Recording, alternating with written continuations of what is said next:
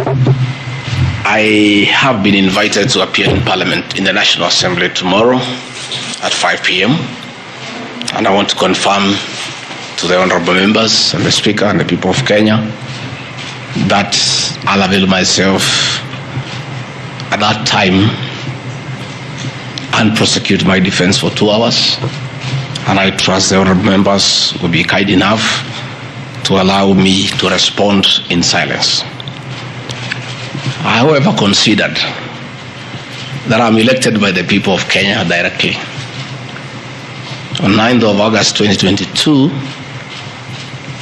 Kenyans woke up early to go and vote in their president and deputy president. And out of the millions of Kenyans who turned up, 7.2 million Kenyans decided willingly that Dr. William Ruto should be elected as president and Gachagua as the deputy president. I think it's only fair when members of parliament decide that they want to remove the deputy president from office, the people who were elected regarding Gachagua as deputy president hear his side of the story. I think it's only fair. And I thought it's also respectful to the voters to have the first opportunity to hear from me before the honorable members, because they are the ones who elected me to office. Article 1 of the Kenya Constitution says that the power, the sovereignty of this great nation rests with the people. And Parliament, that is the National Assembly and the Senate, enjoy delegated authority from the people. It is therefore very important that the people who elected me as deputy president get my response of the very outrageous accusations against their deputy president that have no basis, that is sheer propaganda, that is a scheme to hold me out of office because of other political considerations, and has nothing to do with violation of the Constitution.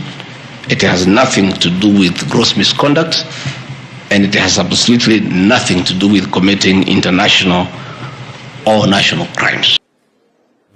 To hear from the Deputy President, what is his response to those outrageous allegations? Again, an attempt to do a public participation in a very short exercise that was done. My response was not part of what was presented to the people of Kenya. The people of Kenya were being asked to give their views as to whether the deputy president should be impeached from office, and the accusations were attached, but in a highly legalistic language beyond the comprehension of many Kenyans. But the response of the deputy president was not there to enable them make an informed decision by listening to the charges against him and listening to his response. Because the rules of natural justice demand that no man should be condemned unheard. My lawyers will be vigorously challenging that public participation as a nullity, and that does not meet the threshold of public participation as expounded by the Supreme Court of Kenya during the celebrated case of Governor Peter Wabora. The motion alleges that 2 years since assuming office, Rigathi Gachagua has acquired property and wealth whose estimated value is 5.2 billion, despite his known income by way of employment is 24 million. This is extremely outrageous. Honorable Mutuse goes ahead to give properties that he alleges are owned by one Rigathi Gachagua. I trust he was just given a document to sign. Had he taken some bit of time to do some research, he would not embarrass himself in the National Assembly. James Gachagua was the governor of Nyeri and died in London on the 24th of February 2017, and yours truly, Rigathi Gachagua, was by his bedside. Prior to his death, 3 or 4 weeks before, in privacy, he wrote his will and appointed Rigathi Gachagua as an executor of that will, jointly with Mwai Madenge, his close-time buddy, who is a quantity surveyor, and celebrated lawyer Njoroge Regeru. The three of us were tasked to manage his estate. In the will, you'll be given a copy. He did put his properties and assets and cash and anything that he owned in his world. And among the things that he did put was the Olive Garden Hotel, Vipingo Beach Resort, the Queen's Gate apartment, and Langata high-rise flats. It is these 4 properties that the Honorable Mutuse alleges in the National Assembly that Rigathi Gachagua has acquired them after becoming Deputy President in 2022, when Nderitu Gachagua died in 2017. It is the most embarrassing allegation a member of parliament can table before the National Assembly. Those properties were constructed and were in operation when the late Gachagua was alive. I take this opportunity to ask for forgiveness to my late brother, James Gachagua, that today, as your younger brother defends himself, he'll defile your privacy by distributing your will that you wrote in privacy. That your properties that you worked so hard for many years to benefit your wives and children are now a subject of discussion and are alleged to be proceeds of corruption. How unfair, how cruel can you be to a dead man? A man who worked so hard, a man who gave his life for his family, to buy plots, to construct property, and leave them in his death for his children and his brothers and sisters. And then you go to the floor of the House and allege that those properties are production of corruption. My dear brother, rest in peace and forgive me for having joined politics. Because were it not for politics, you would not suffer this shame. Your children are crestfallen as they see their properties being splashed in newspapers as proceeds of crime. The Olive Garden Hotel that is alleged to have been bought by Rigathi Gachagua belongs to the estate of the late James Gachagua.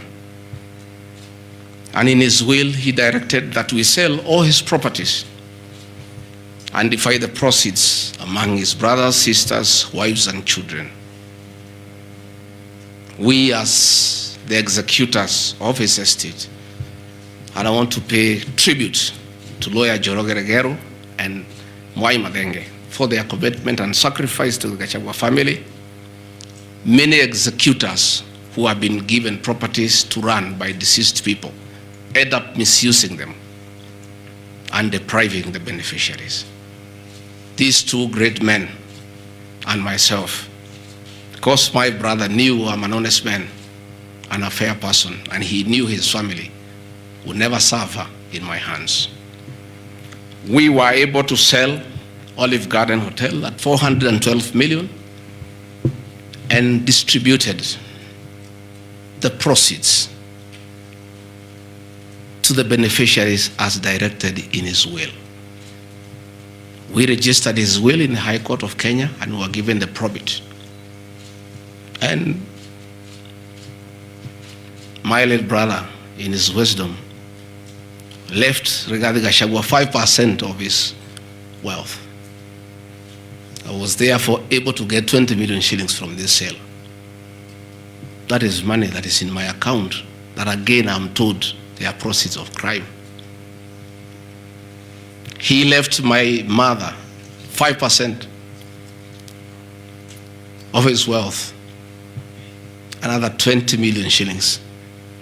And since my mother is dead, my late brother, because he trusted me, had put in his will that I hold my mother's shares in trust. So that is another 20 million shillings in my account. Again,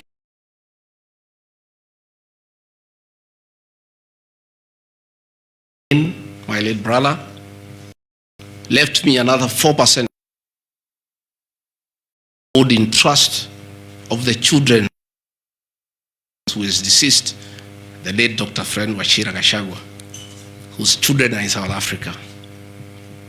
And another 16 million shillings was put in my account.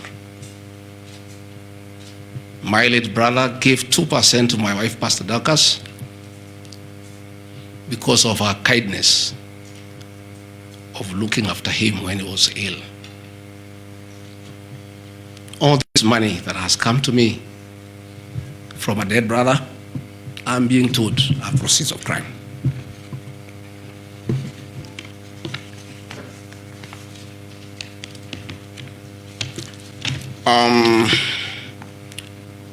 Queen's Gate Service Apartments, another property belonging to the late Gachagua, is another property that I'm told I've bought as when I'm deputy president. That is why I have 5.2 billion worth of money.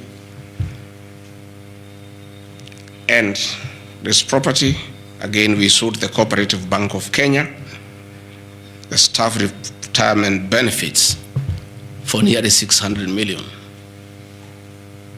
And this money we utilized to pay his debts. And today, as the late Gachagua rests in heaven, he has no debt. Again, I want to thank my fellow executors, Njoroge Regeru and Mwai Mathenge, for what you have done for my brother. Vipingo Beach Resort in Kilifi was Gachagua's holiday home, a beautiful palatial resort on 3.5 acres on the beach. I remember with nostalgia that he used to host us there every Christmas to enjoy ourselves.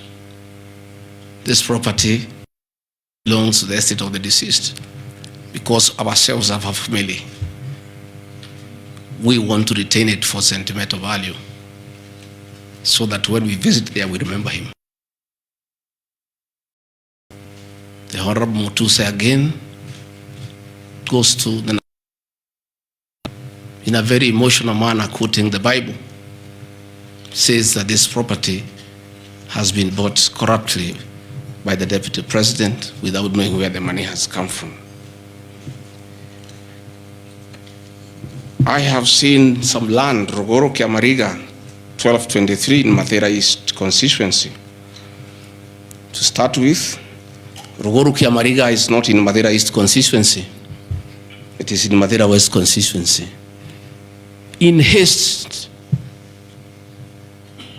to dispose of the deputy president because of political deceit and conmanship and betrayal, they could not even get it right where the land is situated.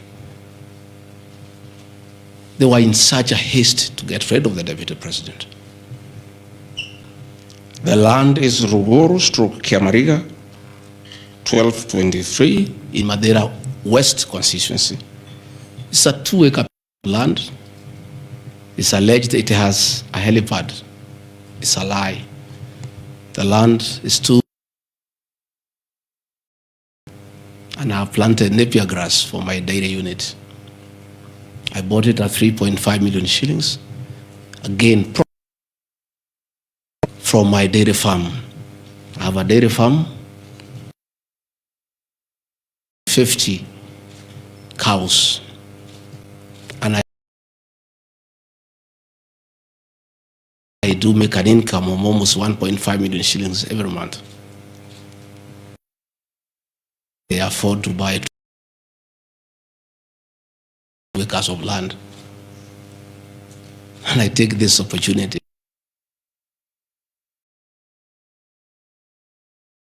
Anytime I'm a cow or two, and within 2 years, I have the largest dairy farm in Madeira constituency, courtesy of the Kalenjin people.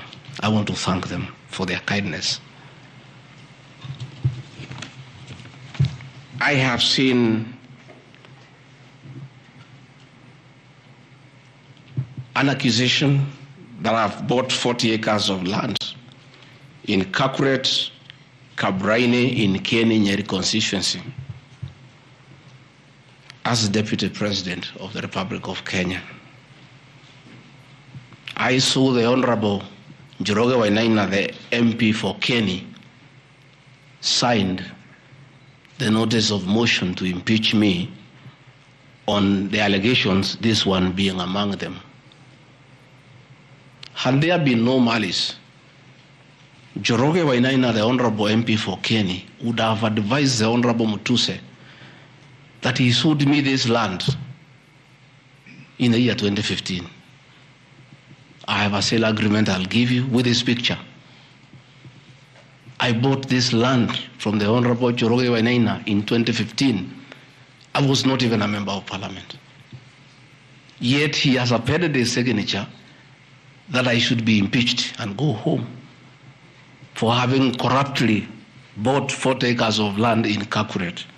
In fact, the land is not 40 acres, actually 35.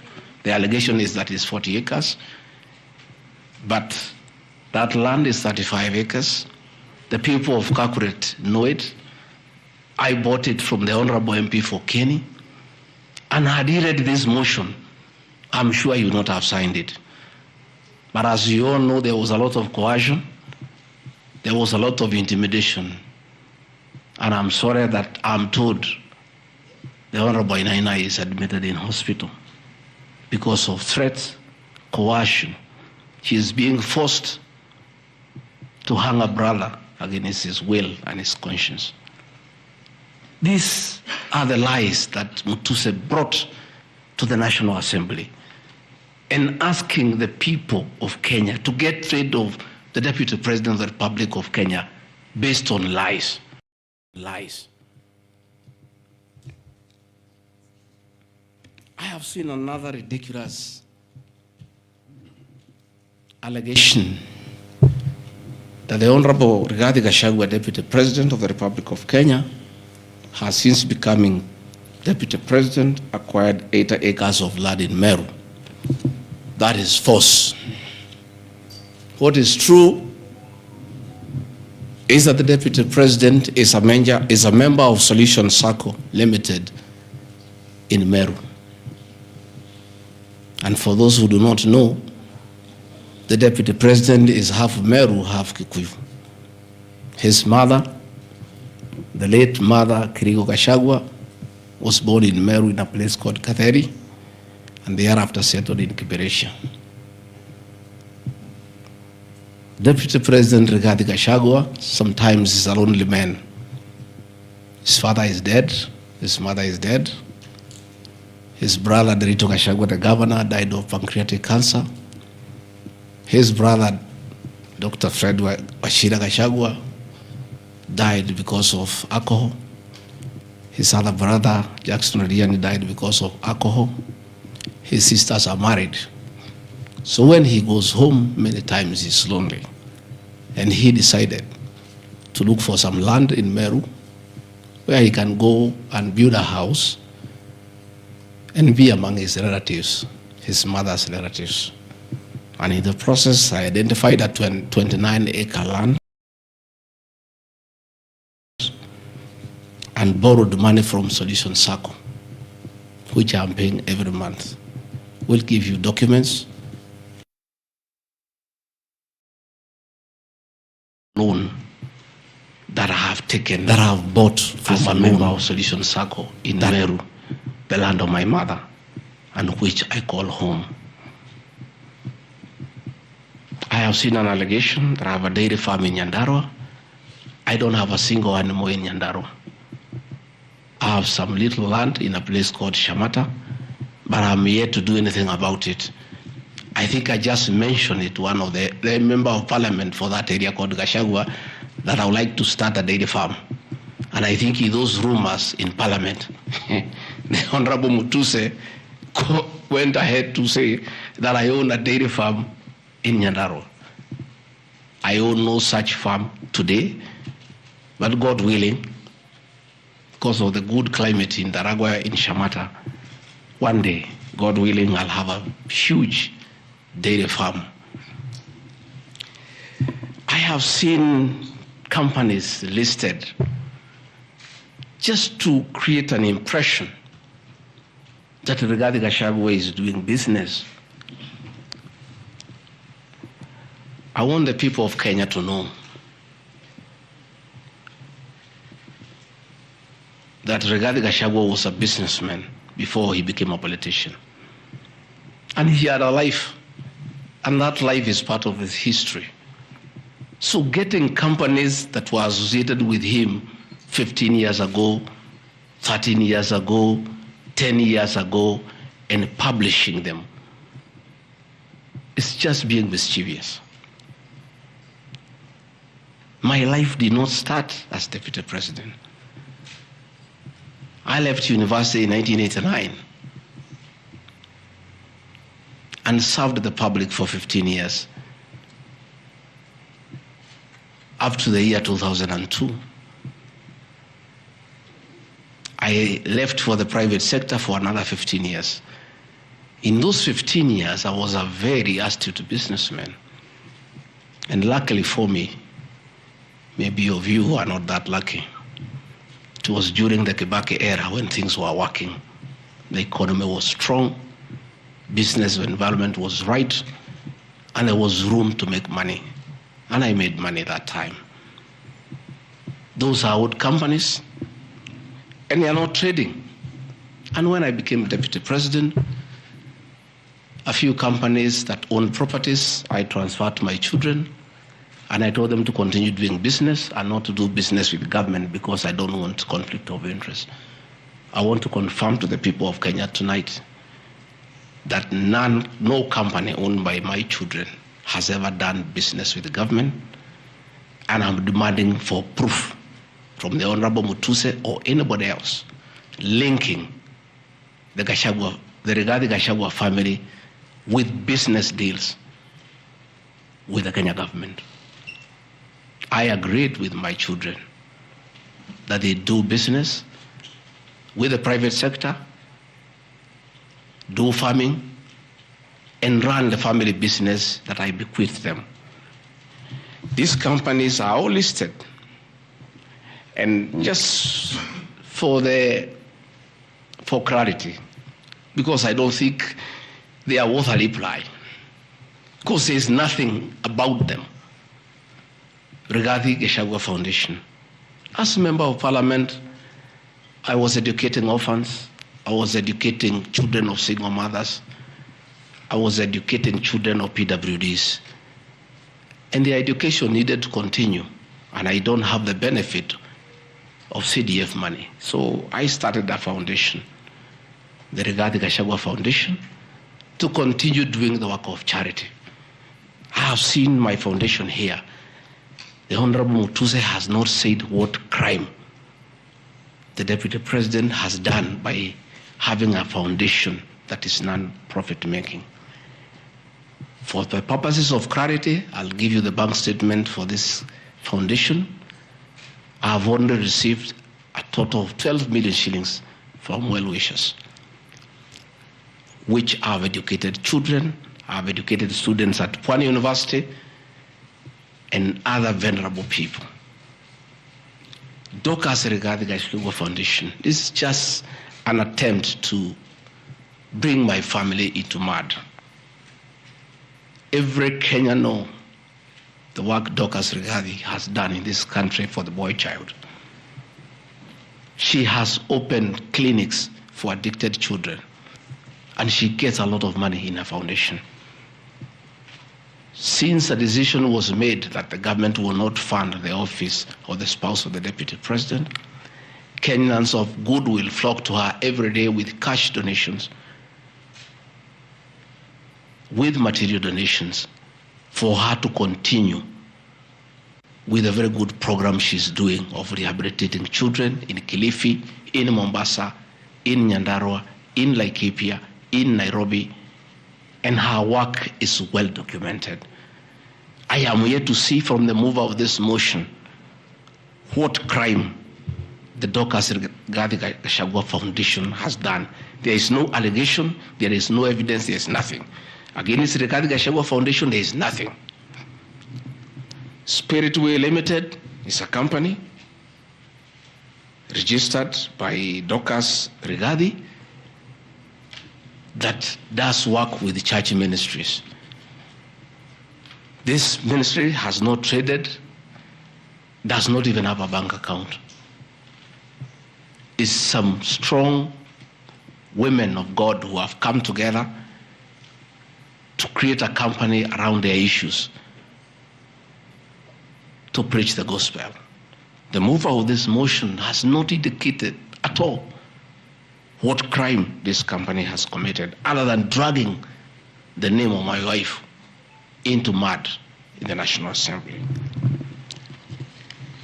Calvary Creed International Limited, as the name suggests, is a company founded by my wife in 2015, long before I became deputy president.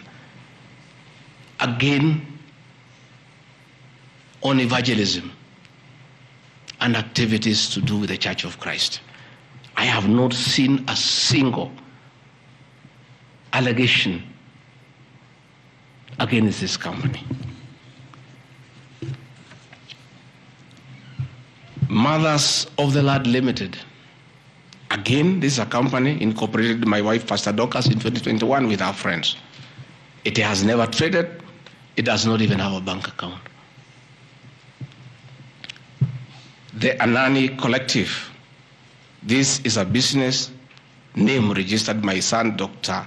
Keith Rigathi, in 2021 before I came into office.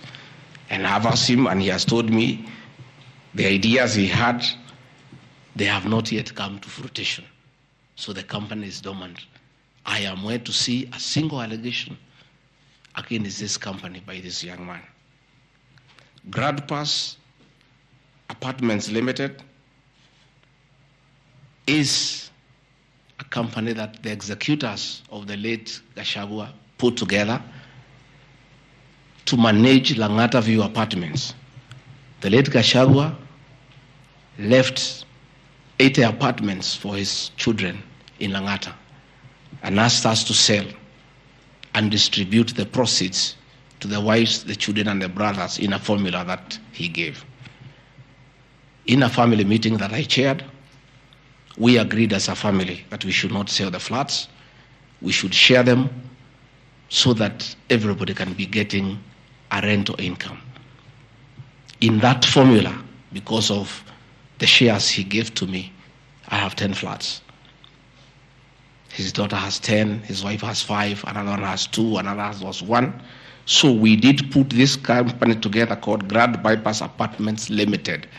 This is a company that will be managing those flats on behalf of the beneficiaries of the estate of the late Gachagua. Again, this company has been put here by the Honorable Mutuse as a company that is involved in corruption. A company set to manage flats belonging to a dead good man who had foresight to think about the future of his children. And in his death, he is being haunted on nonsensical allegations, simply because a decision has been made that regarding Gachagua is no longer useful to this administration. He is a spent cartridge. His work was to help fight Uhuru Kenyatta and get President William Ruto to power. And thereafter, he is of no use. So he should be dispensed with, and somebody else can be appointed against the will of the Kenyan people. That is the viciousness that we are even fighting the dead. How cruel can we be? How insensitive can we be? What is this power thing? That you even fight the dead for you to entrench yourself in power and get rid of your perceived political enemies. I appeal to the people of Kenya to have respect for the dead, if nothing else. People may have money, they may have power, they may have everything, but they must remember that it is very respectful to respect the dead. Please stop haunting my late brother. Don't put him on trial. He committed no crime by working hard and leaving an inheritance for his children and entrusting his brother, Rigathi Gachagua, to look after that property.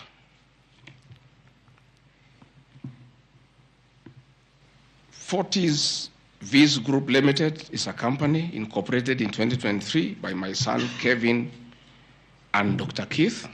Again, some two very enterprising young men. This company has not even taken off. They are still figuring out what business they can do. And before they can even settle down, their father is under siege. So they have to come here every day to keep me company and find out what is not happening. This company has not even started. These are young people, children. Why do you want to destroy their future? By putting their names in the press with negativity because you want to destroy their father. These are innocent boys who have decided to invest in their own country. Why do you want to destroy them? You can destroy Rigathi Gachagua, fair enough, he has lived for 59 years. But these boys, hardly 30 years. Why do you want to destroy them? Pioneer Medical Company Group, I founded this company in the year 2008. It has not done business for the last 10 years. Why are you bringing it to Parliament? Rido Furniture Mart Limited, I founded this company with my wife, Pastor Dorcas, in the year 1999. We used to sell furniture at the roundabout at Bomas on your way to Rongai. And we built this company from scratch. And it's been in existence for years. And when we stopped trading with it, we put up apartments in Koroi, in Rongai, called Rido Plaza, that are managed by this company. We collect rent. We have, I think, 40, 50 flats there, and pay tax every month. What wrong has Rido Furniture Mart done? Rido Plaza was constructed in 2012, 10 years before Rigathi Gachagua became deputy president. Even if you want to kill his man and make sure he's totally destroyed, why don't you pursue him for the 2 years he has been in office?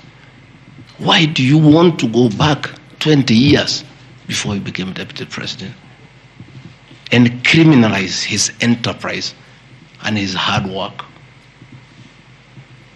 Biovet Kenya Limited is a company, again, I founded in 2009.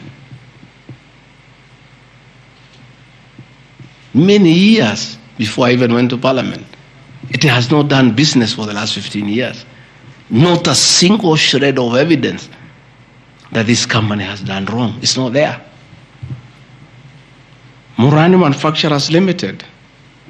It's a company that is founded by a character from our village and sold some shares to my wife and my children and interested them in manufacturing feeds for pigs and for chicken. It never even took off. This company has never traded in government. It has not done any business. It is actually dormant. I'm told the account has only 132,000 shillings. And you want to set the Deputy President of the Republic of Kenya, a man elected by 7.2 million Kenya shillings, because his wife and children have some shares in a company that has 132,000 shillings. Surely. Delta Merchants Limited is a company I founded in 2009 during the Kibaki era. It has not done business for 15 years. We demand that you say what this company has done. Wamunyoro Investments Limited is a company named after my village in Wamunyoro, which I founded in the year 2001 as a construction company. This company owns a lot of property that I bought in those years when the economy of this country was on sound footing. Since I became Deputy President, we ceased all activities of this company. It has not done a single transaction with anybody. The company is dormant, but it owns property. Those properties were bought and acquired long before I became Deputy President.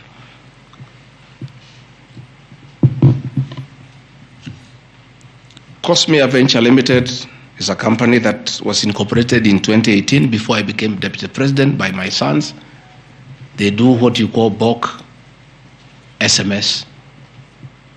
I used to give them work when I was Member of Parliament to send messages to my constituents. I think they were charging me 30 cents per SMS. Some young, enterprising young people. Company 2018, it doesn't do business with government. It is not accused of any wrongdoing by anybody, anywhere. Just putting the name there. Royal Crimson Ventures Limited, again incorporated in 2018 by my children to do their little business. No allegation of any wrongdoing has been annexed to the motion. Kurito Properties Limited, again, this is a company that me and the co-executors put together for the purposes of managing the Vipingo Hotel. No details of any accusation, any wrongdoing, nothing. Crystal Kenya Limited, this company I founded in 2009. And when I became Deputy President, I gave out my shares to my children. When myself and my wife, we got out and asked them to continue doing business. My two children, like their father, are very enterprising.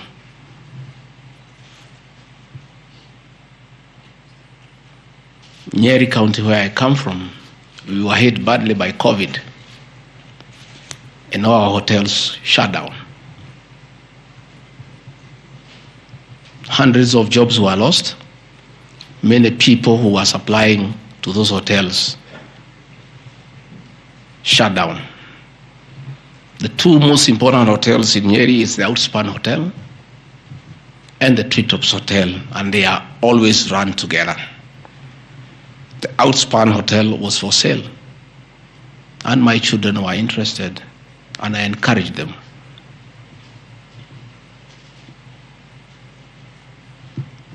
Treetops Hotel cannot be sold. It belongs to KWS. It's a government hotel. You can only lease. And the person who owned Outspan Hotel had also leased the Treetops Hotel. So my son acquired Outspan Hotel and got an assignment of the lease. So they don't own Treetops Hotel. It's on a lease from KWS to Aberdare Safari, then an easement to Crystal Kenya that is run by my children. I shouldn't be here talking about Crystal Kenya Limited and my children because they are not part of this proceeding. But they have no other forum to defend themselves, so I have to defend them. They are grown-ups. They should defend themselves, but they don't have the forum. They went to a bank and borrowed 600 million. The documents are there. And bought a hotel and bought the lease. And I publicly announced that my family has acquired the two hotels because there was nothing to hide. I saw no need to advise my children, like other people do, to buy the properties through proxy because this was straight business. They went and borrowed 600 million from the bank. And they were given 1 year moratorium, which is not over, to do the renovations and all that and open the facility. But I want to thank my son, Dr. Keith Regadi. He worked very hard. That I think last month or so, I was at the Treetops with the British High Commissioner to open the Treetops. The Treetops is so important to the people of Nyeri and the Aberdare ecosystem. It is in the Treetops Hotel that Princess Elizabeth slept as a princess and woke up as a queen. And when that facility was shut down, it was very devastating to the people of Nyeri and the Aberdare ecosystem. So when the people of Nyeri heard that the son of the deputy president is interested in leasing that facility from KWS and reopen it, there was joy and ululation in the Aberdares. Since this hotel opened, 45 Kenyans are back to work. The mama mboga we talked about during our campaign are supplying vegetables to that hotel. The local butchers are supplying meat to that hotel.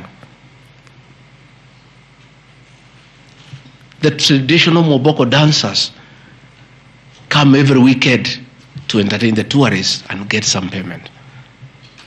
The tourism circuit of the Aberdare is back because of these two young men who are now being demonized as crooks, as criminals, who should not invest in their own motherland because they are the sons of the deputy president. The deputy president of the Republic of Kenya spends a lot of time in one of his functions that he has been given by the president to coordinate development partners and look for investors. Why should the deputy president go to look for foreign investors when his own children can invest at home? Children of many other people I know hide their money in Dubai and Cayman Islands. They don't want to invest here. What crime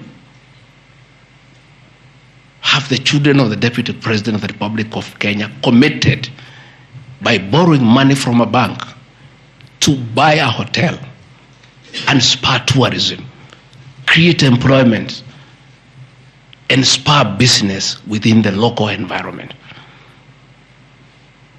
These boys are so demoralized, asking me, Dad, why didn't you advise us that it's a crime to be your children? That we have no life of our own? That we shouldn't invest in our own country? And if we dare to invest, we should do it at our proxy so that we conceal our identity. Are we criminals by virtue of being your children? That's a question my children are asking me.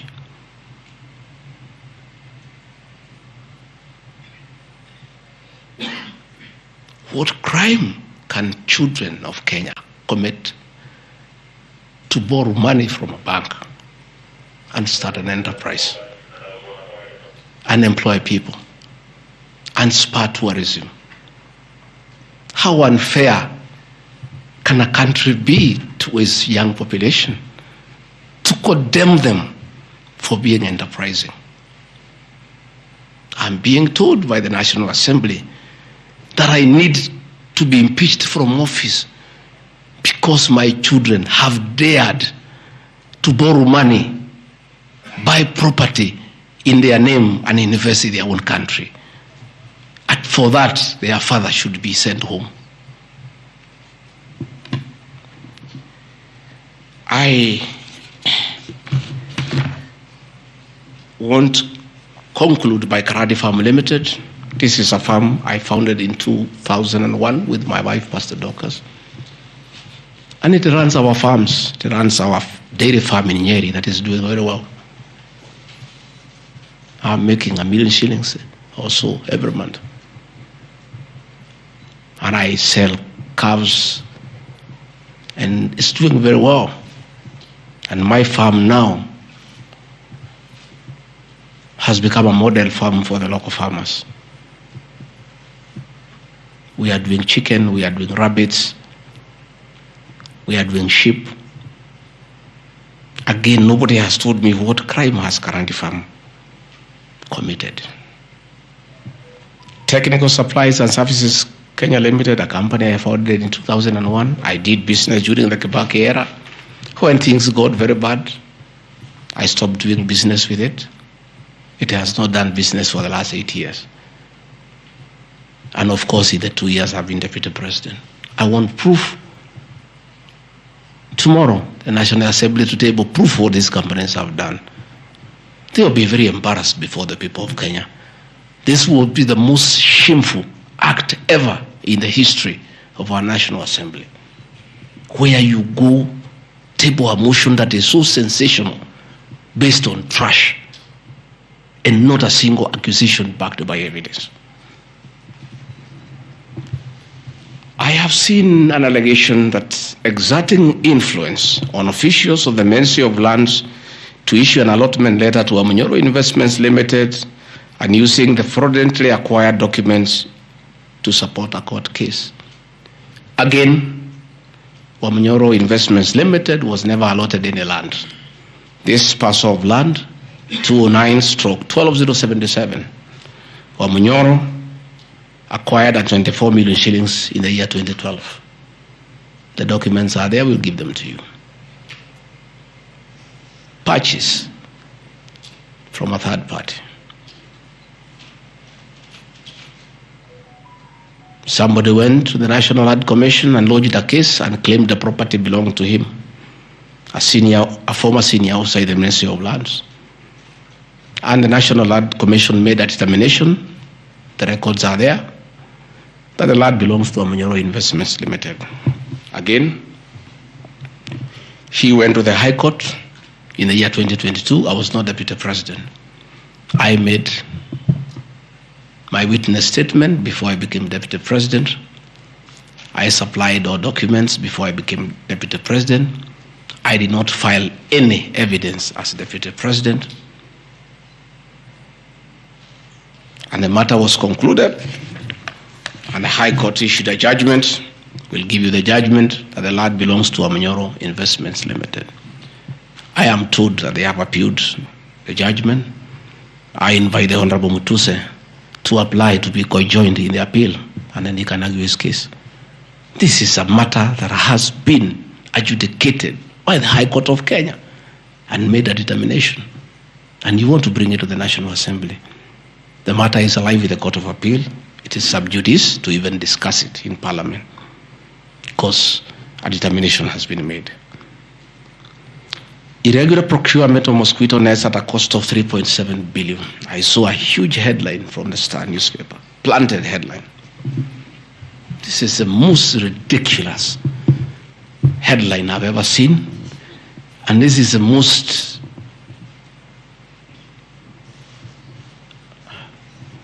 I lack a proper one, and I don't want to speak in Kikuyu.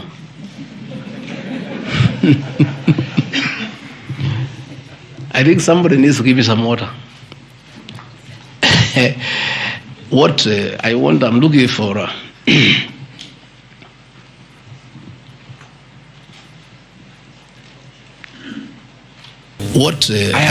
looking for. I want to respond as follows. One,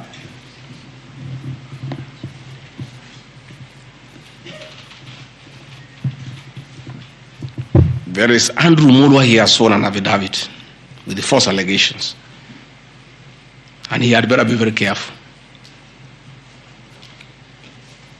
because he has made a statement on oath. In the affidavit, he says that Deputy President was involved in KEMSA 3.7 billion irregular procurement of malaria nets, either directly or through proxies. Further,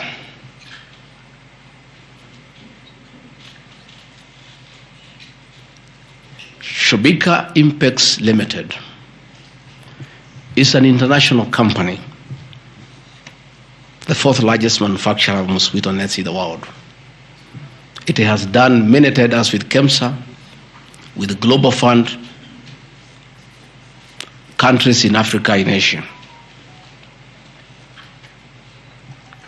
And there was a tender.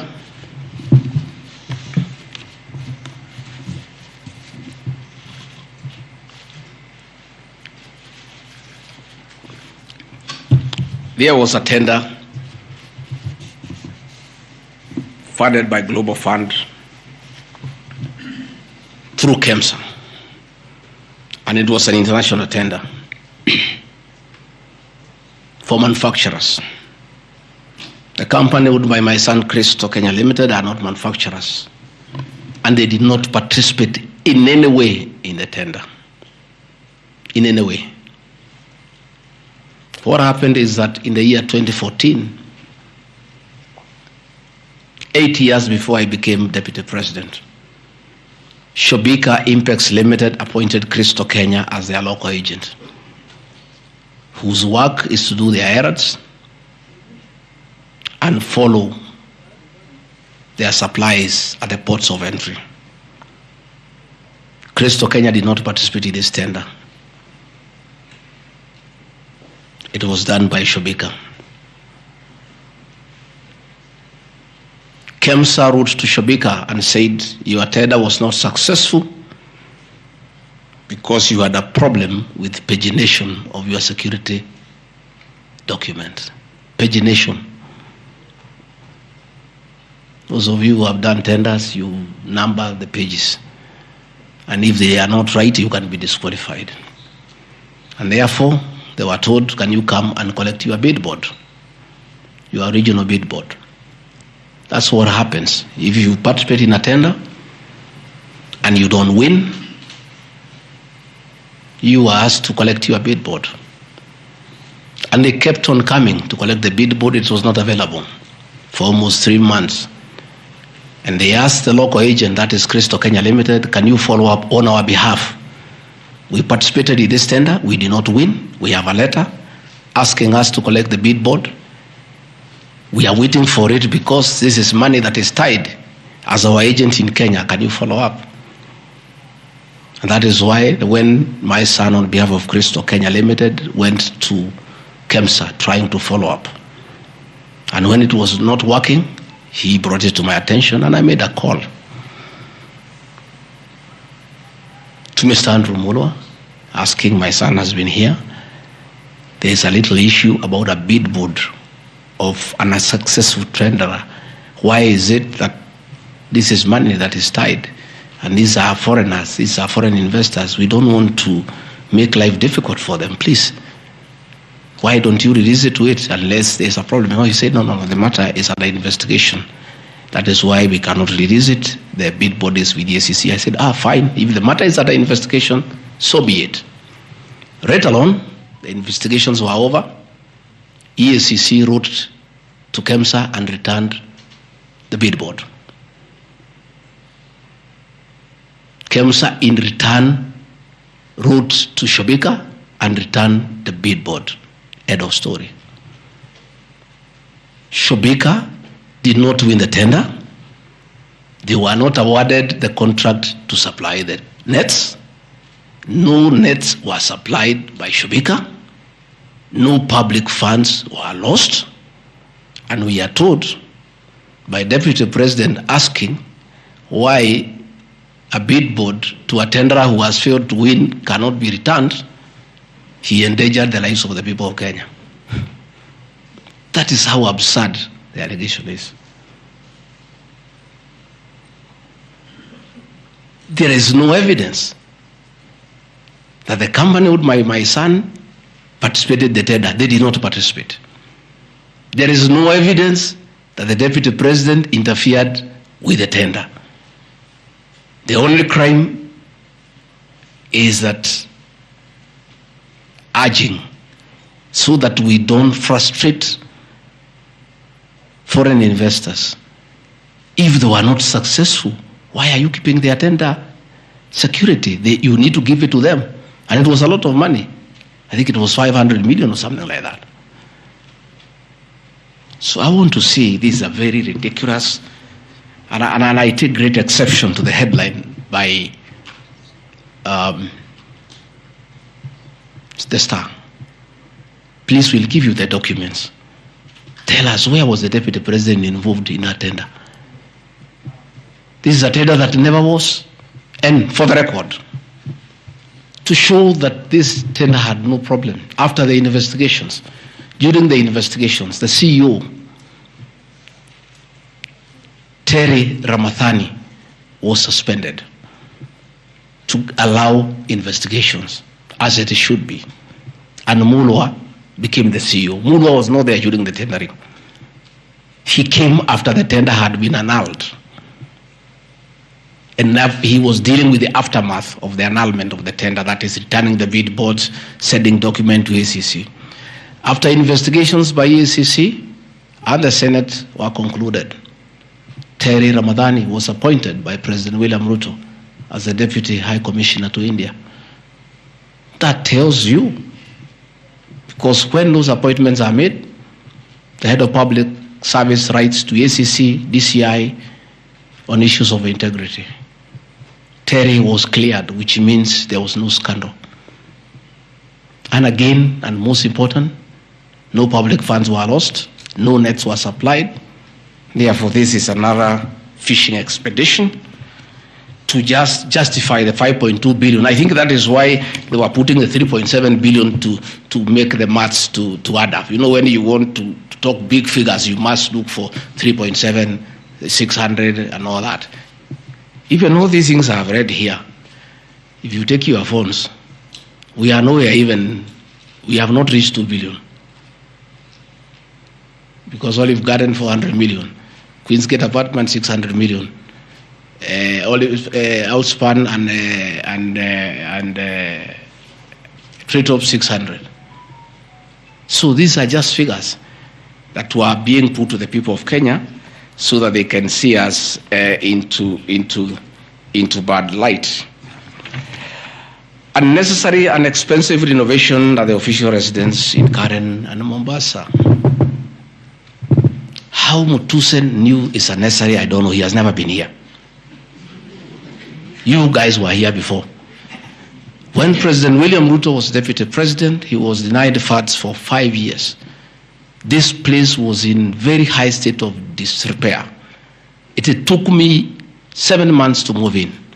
The roofs were leaking, the toilets were blocked, the septic tanks was broken down, the borehole was broken. There was nothing. Parliament, in its own wisdom, allocated funds for the renovation of this residence. As a deputy president, I have nothing to do with public expenditure. In fact, at that time, the accounting officer, between 2022 and 2023 financial year, was the State House Controller. Procurement was done, tender was awarded, and the renovations were done. And you can see the place looks good. There was need to dignify the office of the deputy president because He has a function of coordinating development partners. Ambassadors and high commissioners and all sorts of international visitors are always here. So to dignify the office of the Deputy President, the residents needed to be in the right standard, and that is not my decision, and I have nothing to do with it. As for the contractor who was awarded the job, I don't know him, and I don't need to know him. I have no business. Where he transferred his money, I would not know. I have no access to his account. Whether he is related to me, the answer is no. I don't know him.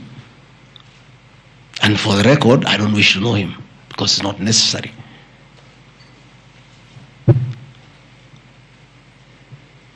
Government expenditure is audited every year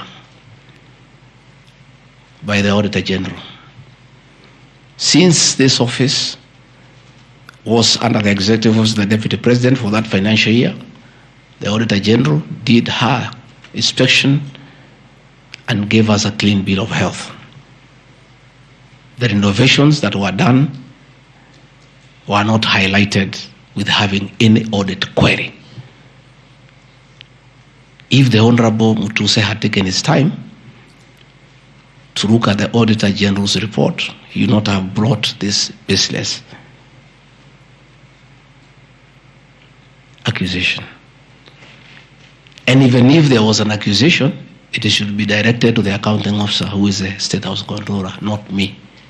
I don't deal with procurement. I don't deal with financial management. I don't deal with anything to do with public finances. But since the matter has been raised, I have to answer to it. I have looked at the Auditor General's report, clean. I have looked at the contract, it's signed by the Controller of State House. As to the work, that I can attest, they did a very good job. And this residence has been dignified. The same with the residence in Mombasa. You know, the residence in Mombasa is where President William Ruto and his wife, Mama Rachel, were chased away, and the house allocated to the regional commissioner. And on assuming office, I took up the residence. It was in state of disrepair. Again, it was renovated. It's a good place. And I normally go there when I go to Mombasa. And it makes a lot of sense, because before the renovation of that residence, anytime I went to Mombasa, I normally have a huge delegation of security people, hospitality, and all that goes with the office, not really me. The bills were very expensive. It makes a lot of sense to have an official residence for the Deputy President in Mombasa, so that when he is there, you cut down on public expenditure.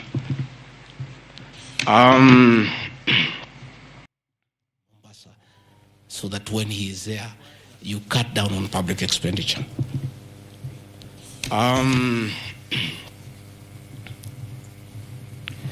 Dubiously acquiring a substantial portion of sum of 100 million paid to Lusona Events Limited. Again, that's another ridiculous acquisition from the north. This is people who give services here for events. We have many meetings. You have come here for IBEC. There are tents put up here to the required standard. We have meetings here for development partners. This is a very busy residence. Most of you have been here. Again, I don't get involved in procurement. That is the work of the accounting officer and his team in public finance management. As to the person who does that work, I don't know he or she, and I have no business knowing who does the work. Those are things that are not in my purview. Again, the ridiculous accusations that money came to me, one would have to demonstrate how it came to me. Was it brought to me through my account, through cash? Who was there? What is the evidence? Again, it is just trying to throw mud at me. And I want to say that that accusation is baseless, and we believe we want to see the mover of the motion coming up with tangible evidence. Again, these accusations lack particularities and specifics. They are just generalized accusations. Again, we'll be challenging that again in court, because there is a ruling that grounds of impeachment must be well grounded and must be particularized and specific. This is just an allegation. Where is the nexus between the supplier of events to this residence and the Deputy President, Gachagua? There is no nexus. I don't know the person. I don't know the company. I'm not involved in the procurement. I don't even know how it is procured. All I do is I want events and they are arranged and I take part in those events. Those accusations of funds utilizing the Deputy President, in the office of the Deputy President, coming for my personal benefit are ridiculous, unfounded, and totally malicious, and there's no evidence whatsoever. And I want you people of the press to also ask these people to give you the evidence. Don't just write headlines. Ask, where is the evidence? Where are the particulars? You know, you don't just allege, oh, this particular supplier, this money went to the Deputy President. Yes, fine, that is good. How? How did it go to the Deputy President? You must explain.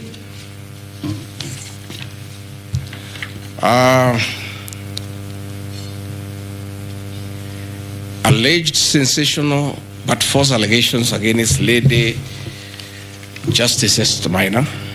It is alleged that the special notice of motion at ground 4 had a gross violation of the Constitution, that I publicly attacked the Lady Justice Esther Maina and falsely threatened to bring action against her. I did not threaten to bring any action against Justice Maina. I did bring action against her. I was just informing the public because I'm a public officer and I have freedom of speech. I have filed a petition before the Judicial Service Commission against Justice Esther Maina in issues I felt I did not get proper justice. So I did not threaten her. I did what the law says. If you are not happy with the conduct of a judge, you file a petition before the the Judicial Service Commission, which I have done. Again, I don't want to delve before the matters because it is against sub judice. But that I have done, so I cannot be threatened. I cannot be said to threaten her. And again, I have a right as a leader, as a Kenyan, to say what I'm doing. And I did say publicly that I will bring a petition against her, and I have done it. And the evidence is there. You see it. We have filed a petition, and we are waiting for it to be concluded.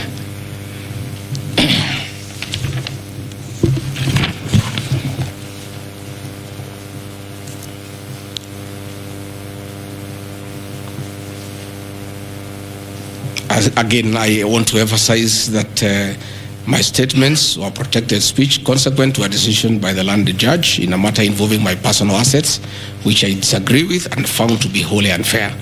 The matter having been concluded at last stage, my criticism of the decision was not sub judice, nor in any other manner prohibited by law. While I respond to the ruling of the landed judge, I was in absolute disagreement with it. Contrary to the assertions, the special motion, I did not forcibly threaten to bring action against the landed judge. I took legal action available to every citizen of Kenya under Article 168(2) of the Constitution, which allows any person to petition the Judicial Service Commission for the removal of any judge, and filed a legal complaint before the Judicial Service Commission in March 2024. The complaint being live before the JSC, discussion of the conduct of the land judge in the said matter here would be sub judice. Diverting materials meant for construction of Kilifi Malindi Highway to tarmac a private load to Vipingo Beach Resort. Again, I said Vipingo Beach Resort belongs to the estate of the late Governor Gachagua. The facts are as follows. King Charles III visited Kenya between 30th October 2023 and 3rd November 2024. During his state visit, one of the designated places where King Charles III was to visit was Kuritu Marine Conservancy, which shares a road with the Vipingo Beach Resort. And it's a public road, by the way, it's not a private road. I have annexed a copy of the program of the state visit to Kenya by King Charles III, marked RG, which at page 13 on item 63 and 64 shows his departure and arrival at Kuritu Marine Conservancy. As I was walking around, I slept there, I think 2-3 weeks before the arrival of the king. And as you all know, I walk every morning. And as I walked on that road, I found there was a lot of activity and tarmac was going on. I was very happy and I asked what was happening. And I was told that the king himself, the third, will be coming. So, like all other residents of that area, we are very indebted to King Charles III that this was done very speedily. Regarding Gachagua never called anybody to do this road. In fact, I'm informed that this road is donor funded, the one to Kilifi, and there is a component of corporate social responsibility. And I have learned, after I have inquired, that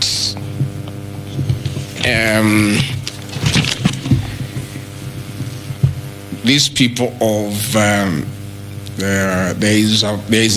that road is called Takawungu Shariani Vipingo. It's off the main road, and I am made to understand that Kuritu Marine Conservancy, Vipingo Secondary School, Shariani Primary School, among other stakeholders, including a public market, applied to Kenya to be considered for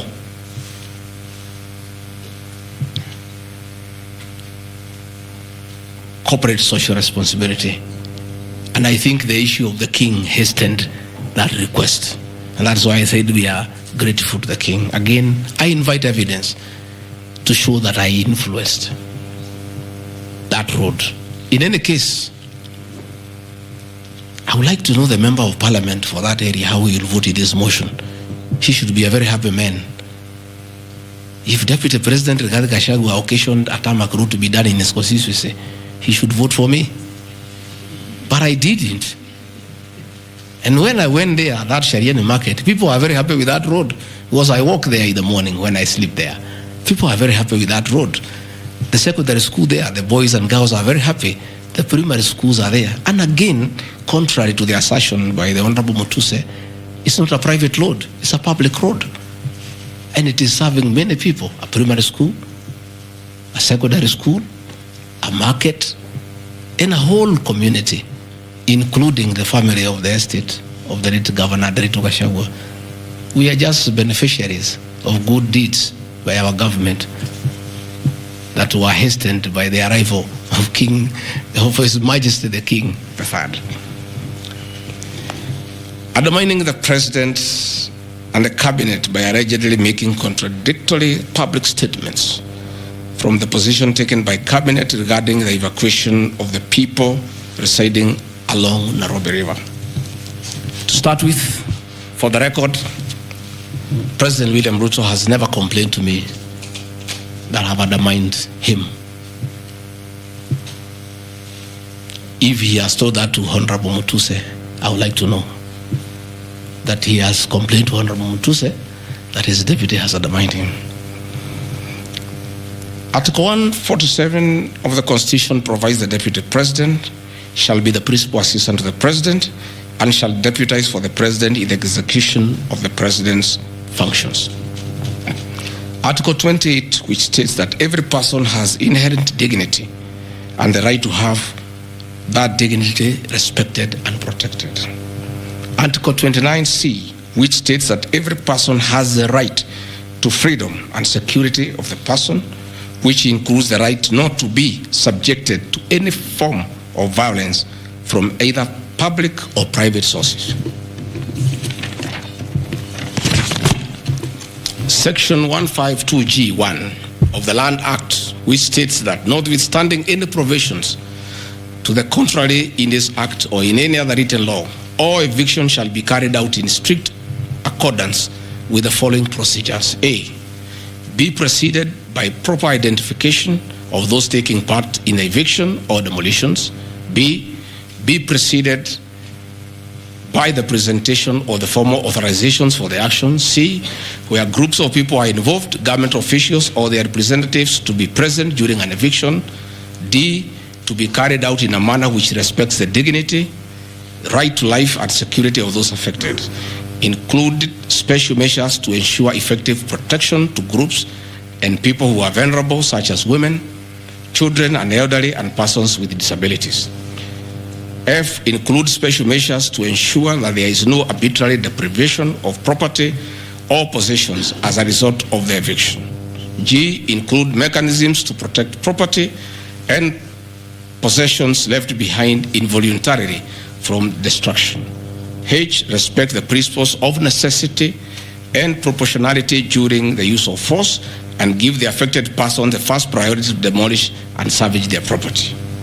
Critically, our Constitution provides at Section 147(2) that first, the Deputy President shall perform the functions conferred by these constitutions and any other functions of the President as the President may assign. Pursuant to Article 3 of the Constitution, I, as well as every citizen of Kenya and state of public officers, have the obligation to respect, uphold, and defend the Constitution in performing any of my functions. The national values and principles of governance contained in Article 10 of the Constitution bind all state organs, public officers, and all persons, including myself as the Deputy President, wherever we make or implement public policy decisions. In relation to this matter, these national values and principles include the rule of law, democracy, and participation of the people, human dignity, equity, social justice, inclusiveness, equality, human rights, non-discrimination, and protection of the marginalized. Adherence to these principles became extremely important when we, as state officers, are contemplating legal evacuation of citizens with a duty to avoid inhuman forced evictions that would be contrary to our Constitution and international law. While campaigning with the President, and subsequently when I was sworn in as Deputy President, you can remember, I promised as a key pillar to the Kenya Kwanza government that there will be no forced and unlawful evictions and that all evictions shall be human and entail legal compensation. You remember my inauguration speech. I said never again shall this administration carry out inhuman evictions in a brutal manner as was done in the previous administration. I and my office, the Office of the Deputy President, have undertaken extensive engagement with all parties in regard to the cabinet decision on eviction, which I fully support, including the Nairobi River, which is an entity under the ODP and County Government of Nairobi. Adherence to these principles become extremely important when we as state officers are contemplating legal evacuation of citizens with a duty to avoid inhuman forced evictions that would be contrary to our Constitution and international law. Guideline number 6 of the United Nations General Assembly, guidelines for the implementation of the rights to adequate housing, prohibits forced evictions, and the state should ensure that any eviction under domestic law are fully compliant with international law.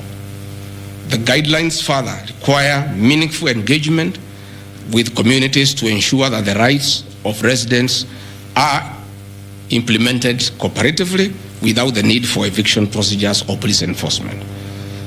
I have supported the implementation of cabinet directives on the eviction, safe for the fact that on being informed that each person residing at the Nairobi River was being evicted and paid only 10,000 shillings, which I and many other Kenyans felt inadequate compensation for eviction.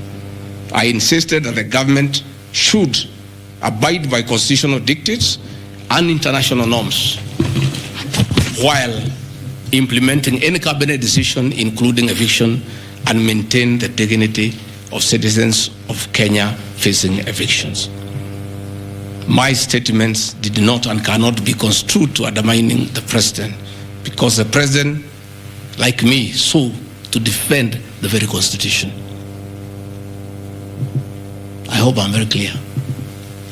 Am I clear? I cannot, I will not oversee, supervise forced, brutal eviction against the people of Kenya. That I will not, and I can't.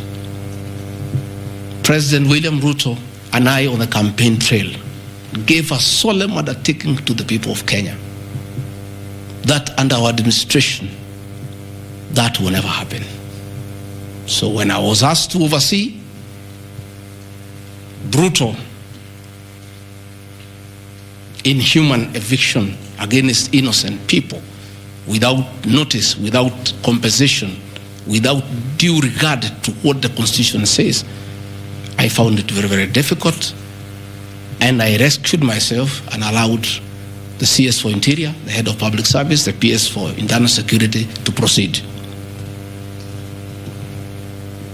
If that is the reason why Rigathi Gachagua should be impeached as Deputy President of the Republic of Kenya and sent home for refusing to undermine the Constitution, for saying no to brutal and inhuman eviction of poor Kenyans, let it be. Undermining devolution by allegedly holding a meeting in Nairobi. Good people. I'm sure you are as embarrassed as I am. That a deputy president holding a public meeting to talk to the people of Kenya is undermining devolution. To start with, Deputy President Rigathi Gachagua, in the duties spelled out by the President under Executive Order number 1 of 2023, he has the duties to coordinate intergovernmental relations. I work with the governors. This is the home of devolution. I hold meetings with the governors every day. I chair IBEC. I cannot be accused, and I need evidence tabled that I undermined devolution. The motion alleges that on 29 September 2024, I unlawfully interfered with the running of the Nairobi City Council government by holding a public rally where I allegedly incited citizens against law of directives of the county government on planning and relocation of markets. This is my response. It is not true that I incited citizens against the law of directives of the county government, as alleged. I wish to clarify and point out that when I held the public rally, I merely requested the governor of Nairobi County to speak and listen to grievances which were being raised by the market traders. Videos will be produced tomorrow in the National Assembly. I, Rigathi Gachagua, asking Governor Sakaja to take time to listen to the people and listen to their grievances. The traders had sought me out to intervene and request the governor on their behalf to dialogue with them and seek a solution to their grievances with regard to the relocation of markets. Had the governor listened to these traders, they would have had no business coming looking for me. All I was saying is listen to the people. Before you relocate them, have public participation. Most of those traders have lived in Wakulima market for 40 years. They wanted to discuss with the governor what happens to us, what happens to our customers, what happens to the distances that we cover, what about the extra cost of going to the new relocation. And I think the traders were right. Requesting a meeting with an elected leader is their right. And when they requested me to go and meet them, because they were desperate and they needed somebody to hear to them, I did go and speak to them. Again, this motion alleges that on 20 September 2024, I unlawfully interfered with the running of the Nairobi City Council by inciting citizens against law of directives of the county government. The leadership of Nairobi business traders approached me sometime in March 2024 at my official residence to discuss multiple issues affecting business and requested engagement in the resolution and intervention on these issues adverse to business. Consequent to this meeting, I directed that short, medium and long-term strategies be undertaken, coordinated by the Office of the Deputy President, to address the issues raised that are cross-cutting with the agencies including KRA, Kenya Post Authority, Counterfeit Authority, Kenya Bureau of Standards, the National Police Service, Kenya Copyright Board, given that devolution is under the Office of the Deputy President. I was just doing my work.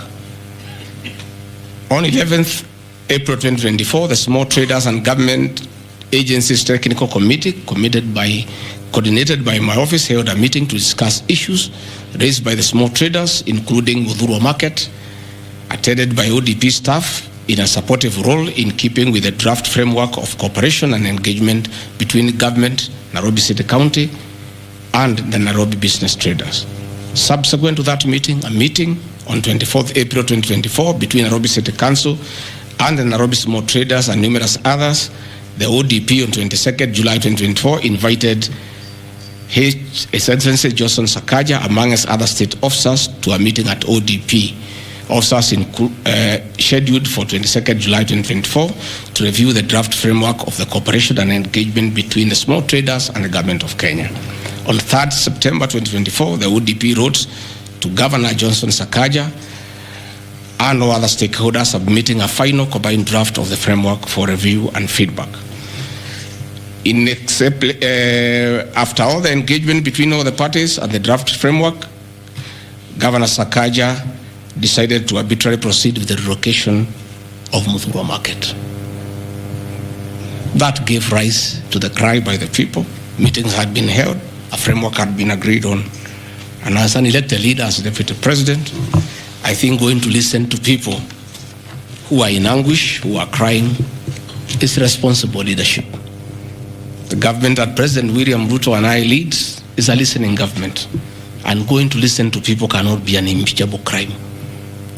I would like to know how members of parliament would want to send me home for going to listen to people who are crying that they need to be listened to. I would like to understand. Undermining devolution by allegedly holding meetings to fight alcohol.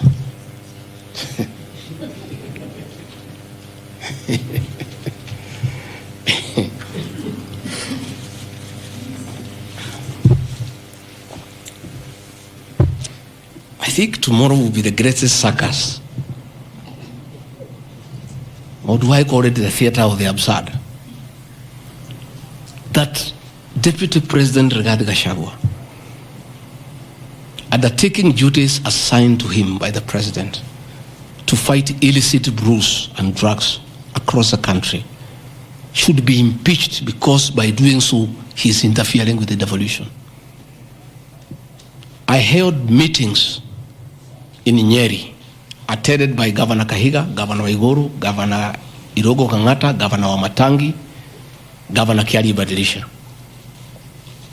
I held a meeting in Chuka, attended by governors of Embu, of Tharaka Nithi, of Meru. I attended a meeting in Mombasa, attended by governors of Kwale, a representative of the governor of Mombasa, the governor of Taita Taveta, a representative of the governor of Lamu, to discuss.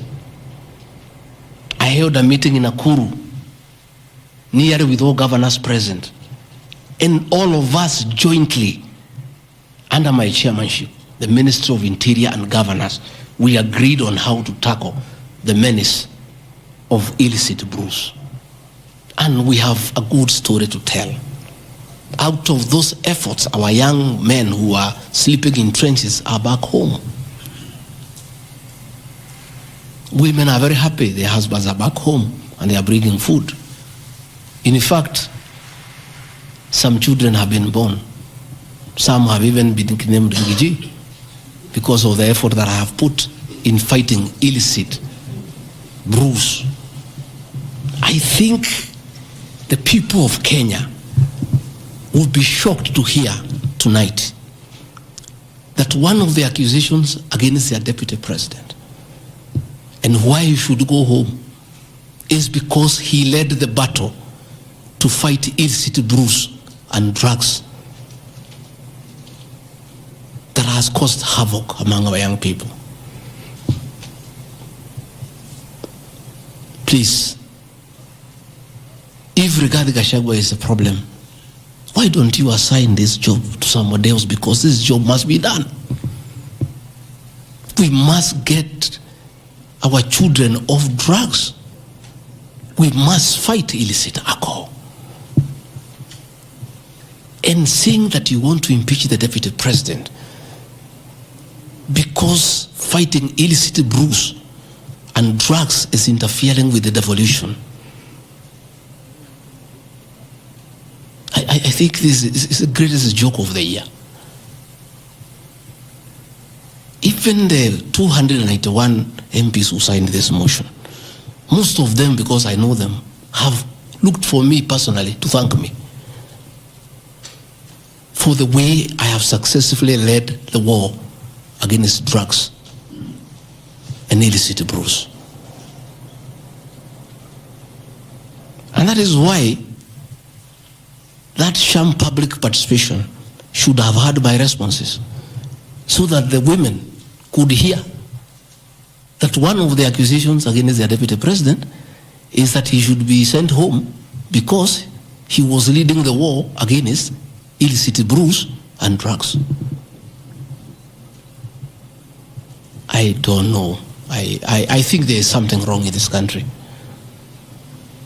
That somebody has sat down to draft a motion to impeach the Deputy President of the Republic of Kenya. And one of the grounds is that he has interfered with the devolution by leading the war to fight illicit brews and drugs. This is a height of absurdity. And Parliament will be the theater of the absurd.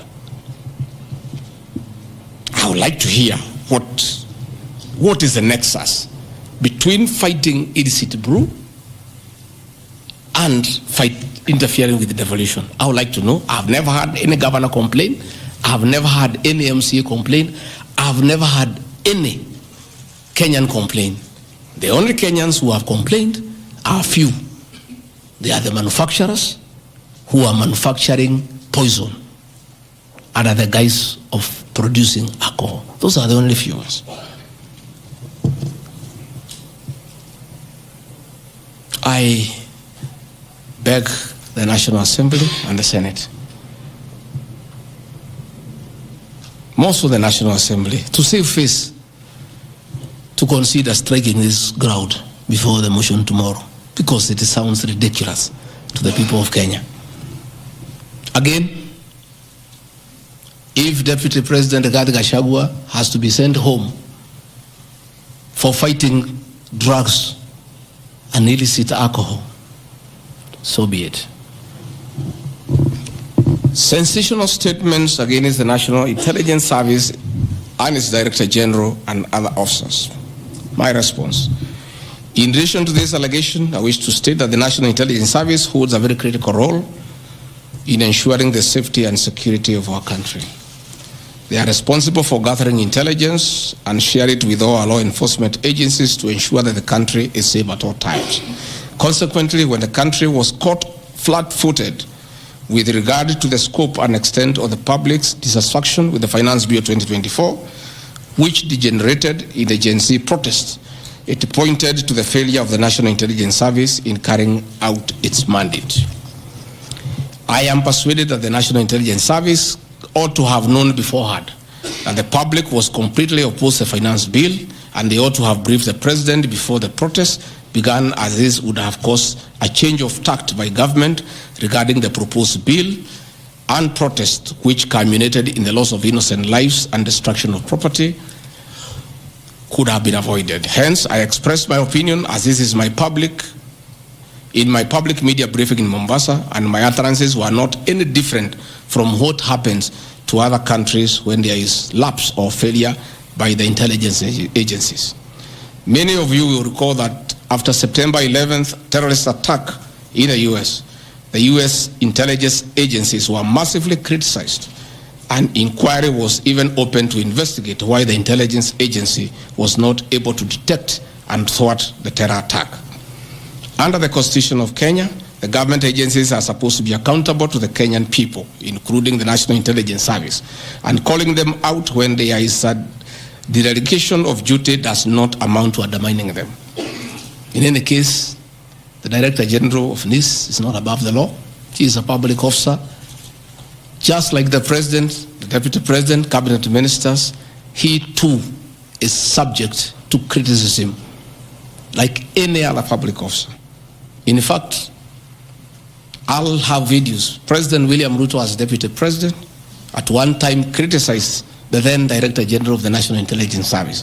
In another video, he heavily criticized the then Inspector General of Police for their performance. I have learned from my boss how this job is done. It's clear. It's done. I mean, nobody, the president is criticized daily. The deputy president is criticized daily. And we take no offense.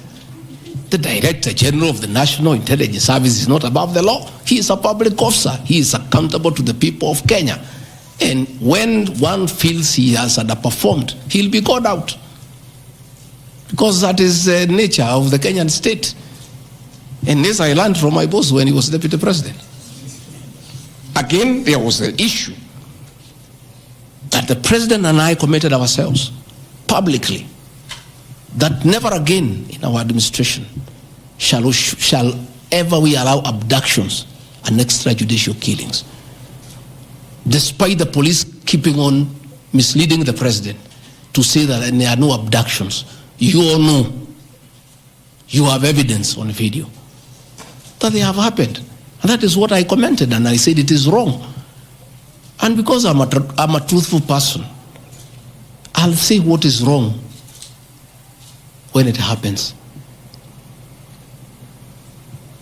Despite the fact that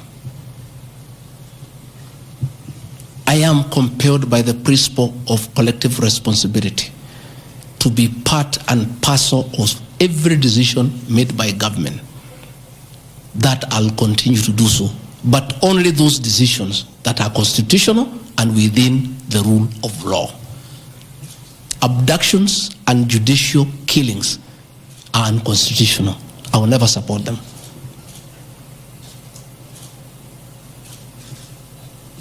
President William Ruto has been criticized left, right, and center. I have not seen him take anybody to court for criticizing him. Why is Gachagua being impeached for calling out the Director General of the National Intelligence Service? The Deputy President is criticized daily. The judiciary is criticized daily. The media is criticized daily, including the Star, whom I've criticized today. But that is as far as it goes. And again, despite being just the Deputy President, I enjoy a constitutional right in the Bill of Rights, freedom of speech. And if the Director General of the National Intelligence Service was aggrieved, there are mechanisms of how he can take me to court and sue me for defamation. And I'll be able to argue why I said what I said. So that is not a ground for impeachment. I mean, that is curtailing liberties, the freedom of expression, the freedom to hold public officers accountable for their actions.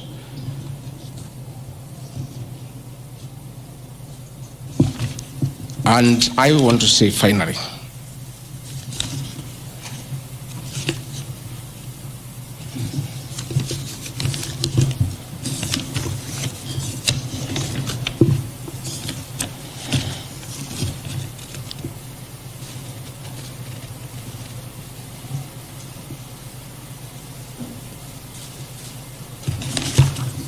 I think I've literally addressed all the grounds because I felt it's important for the people of Kenya to know the allegations against the Deputy President and his responses.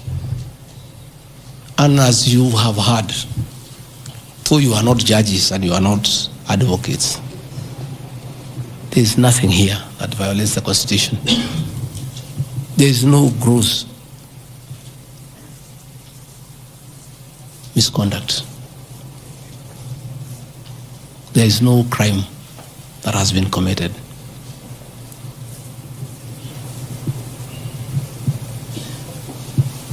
I'm innocent on all these charges, and I want to clarify my apology yesterday to the President did not in any way imply that I'm guilty of these charges. I'm not. This I'm not. My statement was that if there is something I've done to the president that I don't know, that probably has upset him, I ask for his forgiveness. But that was in no way an admission of this ridiculous allegations meant to overturn the will of the people. Finally, in conclusion, I want to say that overturning the will of the people is not a joke. It calls for very serious violation of the Constitution. None of these issues here meet the threshold. We'll go to Bunge tomorrow. I'll be there at 5 for 2 hours, and I'll put my case. In the unfortunate event it proceeds to the Senate, I'll be there again to prove my innocence by way of evidence.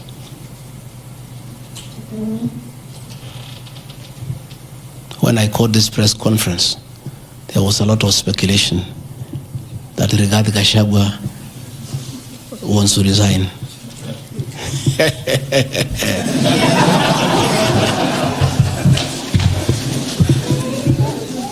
This is a man elected by 7.2 million Kenyans. How dare you suggest to him that he can do so without public participation?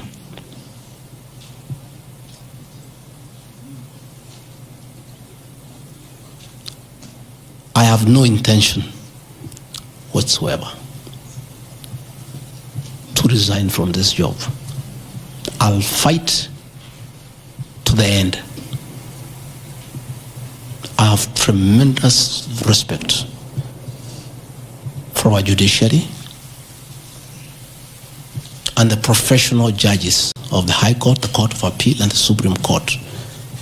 And in the professional manner, they have handled serious issues affecting Kenya. The impeachment of a deputy president elected by 7.2 million Kenyans is not a small matter that can hastily be decided by a few members of parliament and senators and wish it away.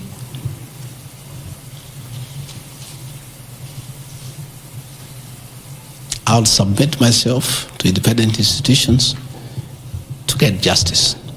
And I'm sure, I have no doubt in my mind that I'll get justice. And this impeachment will be thrown out. And I'll carry out my duties as deputy president. That is why anybody sending feelers to me to resign is a joker. And I found a few of people using my friends to come and sweet talk to me. Please, my friends, I don't want to become enemies with you. When you are given such silly messages, don't bring them to me. I have no intention. I cannot resign. I did not give myself this job. I was given by the people of Kenya. I've done nothing wrong against the people of Kenya whatsoever. I've worked hard. I've been very loyal to my boss, President William Ruto. I have worked hard every day.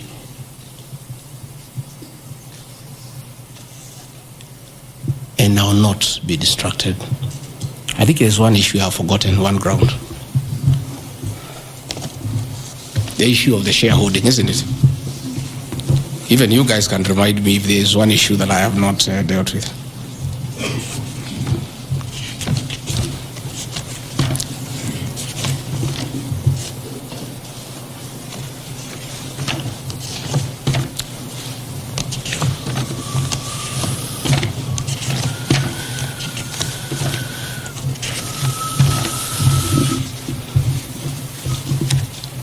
Can somebody there give me my notes on shareholding?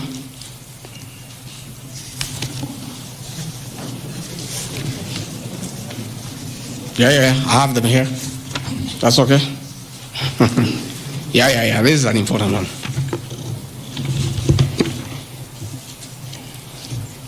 There are several. I had not. There are a few silly ones.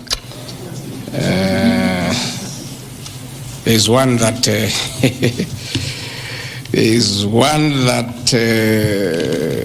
I'm conniving with cartels in the tea sector to block KTDA from implementing guaranteed minimum returns that would benefit small traders. The allegation is not true. No evidence whatsoever has been adduced to substantiate this claim. As far as I know, I've successfully completed my mandate, which was assigned to me by the President, which culminated into creating synergy between people who had taken KTDA to court and suspended the operation of the Tea Act. As a result, the Tea Act now is in operation. The President never mandated me to take over the affairs of the Ministry of Agriculture. He asked me to spearhead tea reforms. I did the tea conference in Kericho, brought all the stakeholders together, and as a result, I created a synergy among all the stakeholders, and we agreed that those people who had gone to court withdraw the cases, and now the Tea Act is operational, and that will see meaningful reforms. As to claims that I have stopped the selling of tea in Mombasa, there is no evidence to that effect, and I want to call upon the Honorable Mutuse to provide that evidence. Again, in matters coffee, I was given a job by the President to initiate the coffee reforms, which I have done successfully. I held the coffee conference in Meru for 3 days in 2023.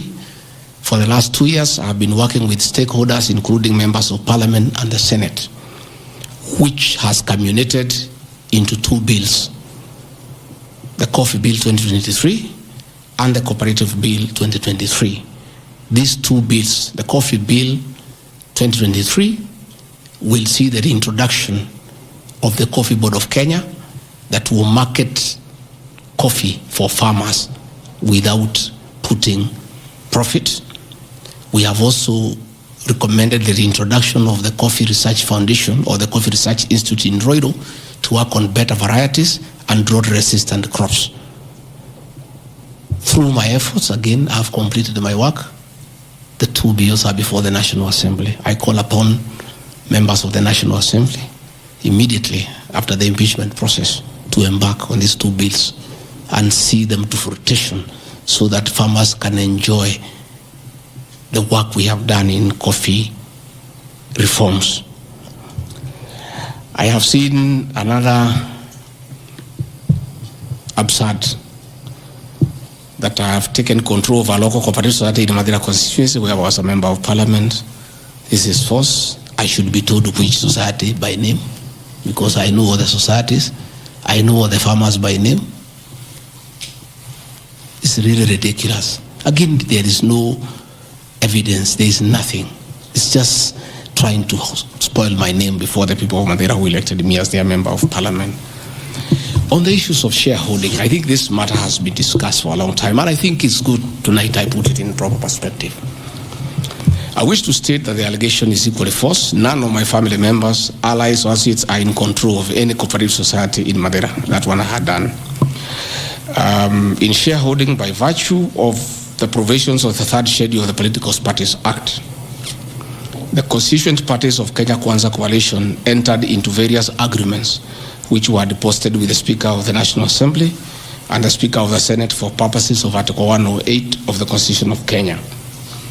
16.2, the following are members parties of Kenya Kwanza: UDA, ANC, Ford Kenya, PAR, Farmers Party, Chama cha Kazi, Communist Party, Economic Freedom Party, the Service Party, Tujibebe wa Kenya Party, Umoja na Maendeleo Party of Kenya, and the Democratic Party of Kenya.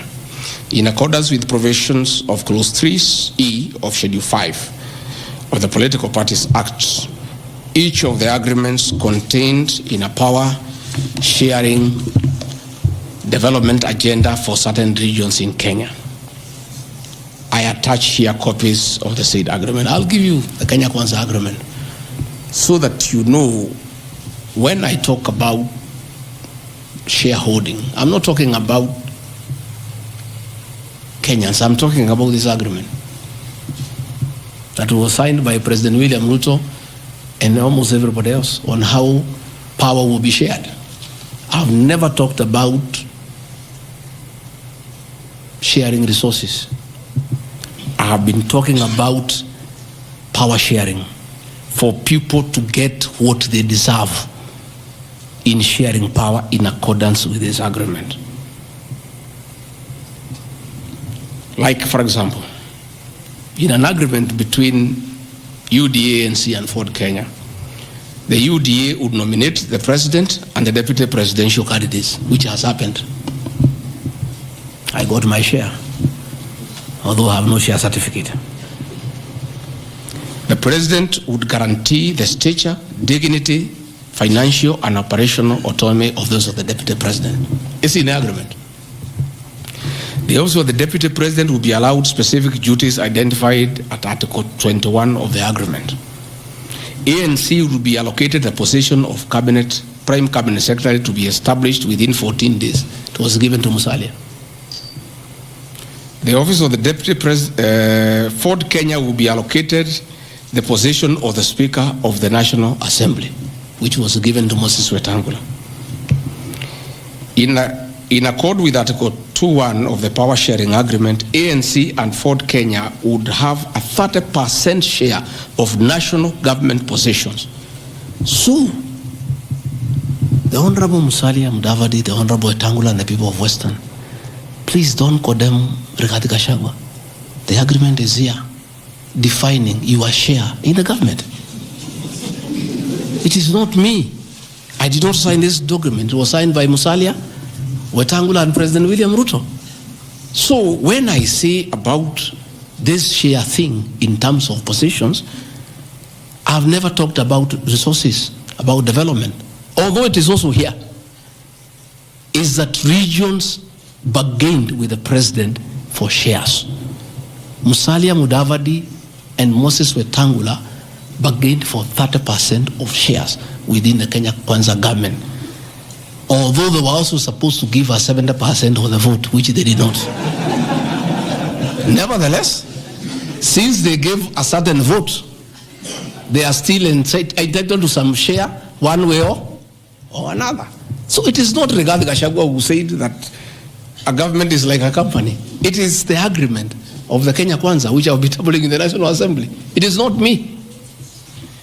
It went ahead to say it. He said, ANC and Ford Kenya would have 30% share of national government positions. That is cabinet secretaries, principal secretaries, high commissioners, ambassadors, diplomatic and consular representatives, chairpersons of state corporations, directors of state corporations, chairpersons and commissions of constitutional commissions, provided the 30% share is to be shared equally between the ANC and Ford Kenya. Sasa mimi nikiambia watu wafuate share yao, makosa yangu ni gani? Iko hapa. I did not sign. They went ahead. Musalia Mudavadi and Wetangula, and they must follow these things. Because I will not follow for them, because I was not party to the Western agreement. The agreements were with regions. So when people say I'm dividing regions, I'm simply following the Kenya Kwanza agreement of the way it was debated. They went ahead and said, Article 22 of sharing agreement set out a list of priority projects which Kenya Kwanza would endeavor to fulfill in the ANC and Ford Kenya strongholds of Western Kenya between 2022 to 2027 on a priority basis. Musalia Mudavadi and Wetangula signed a package for Western Kenya.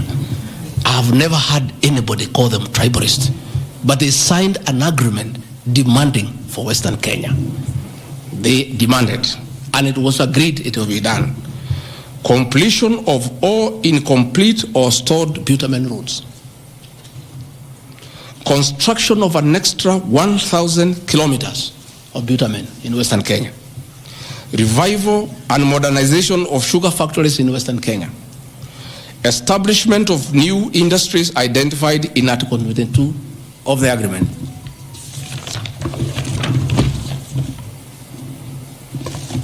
Ladies and gentlemen, this is the Kenya Kwanza agreement on shareholding. What crime has Rigathi Gachagua committed to be impeached by saying what President William Ruto appended his signature to, with Musalia Mudavadi and Wetangula, who will preside over my impeachment? What crime has this man committed?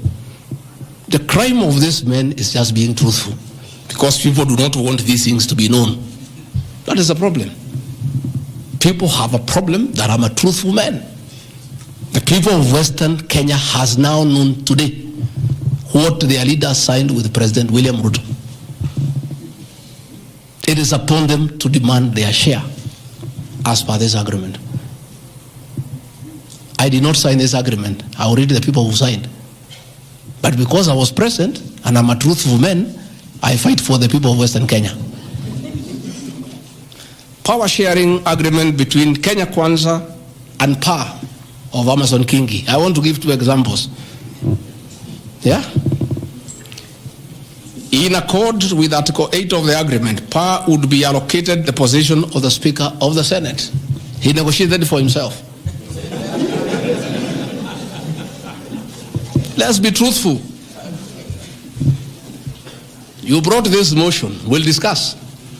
The people of Kenya must know the truth, so that if Rigathi Gachagua is being crucified for being truthful, let the people of Kenya know why he is being crucified. How can Moses Wetangula say I should be impeached because of saying people to get their shares, when he is a signatory to a share agreement with the president on what will go to Western Kenya? And then they accuse me of tribalism. They did not say anything should go to Central or Mount Kenya. They talked about Western. When I say something for Mountain, I'm a tribalist. King said,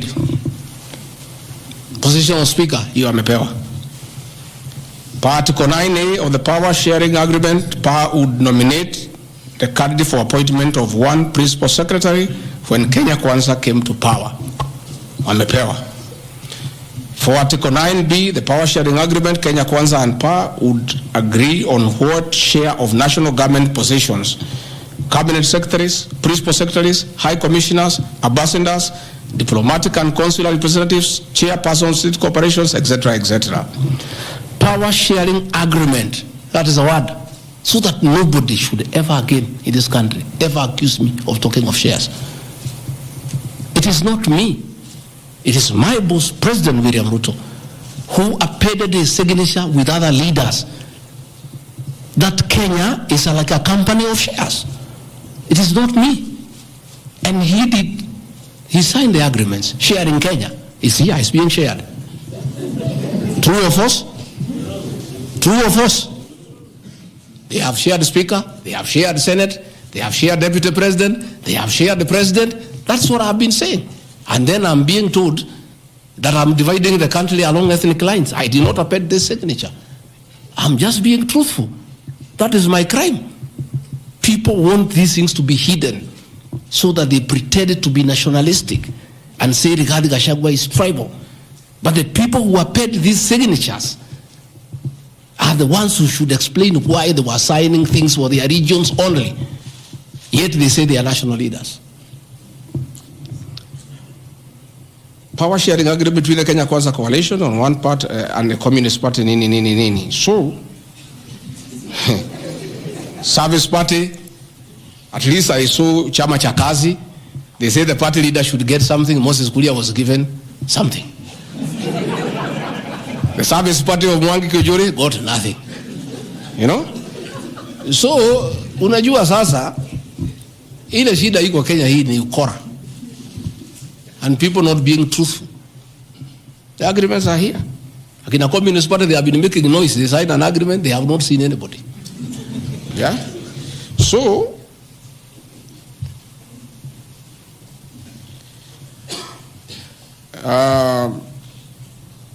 my speeches on the shareholder issue are informed by their aforesaid power sharing covenants, which are founded on law and lessons learned from the well-known disputed 202 NAC power sharing agreement. Further power sharing agreements are a feature of government formation in all democracies in a world that provide the formation of coalitions. My pronouncements on the issue, properly understood, are not only anchored in law, but entirely harmless and incapable of being construed as a basis for ethnic animosity, a danger to national cohesion, or a threat to national unity.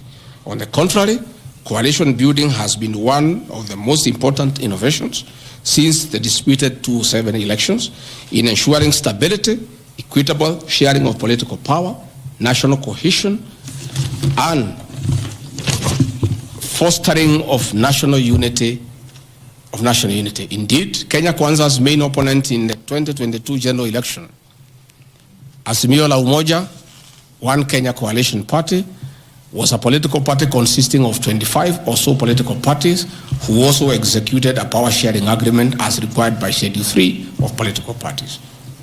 However, notwithstanding of the said power-sharing agreements, upon election as the Deputy President of Kenya, I went out of my way, as required by the Constitution of Kenya, to serve all Kenyans regardless of their political preferences during the election or ethnic origin.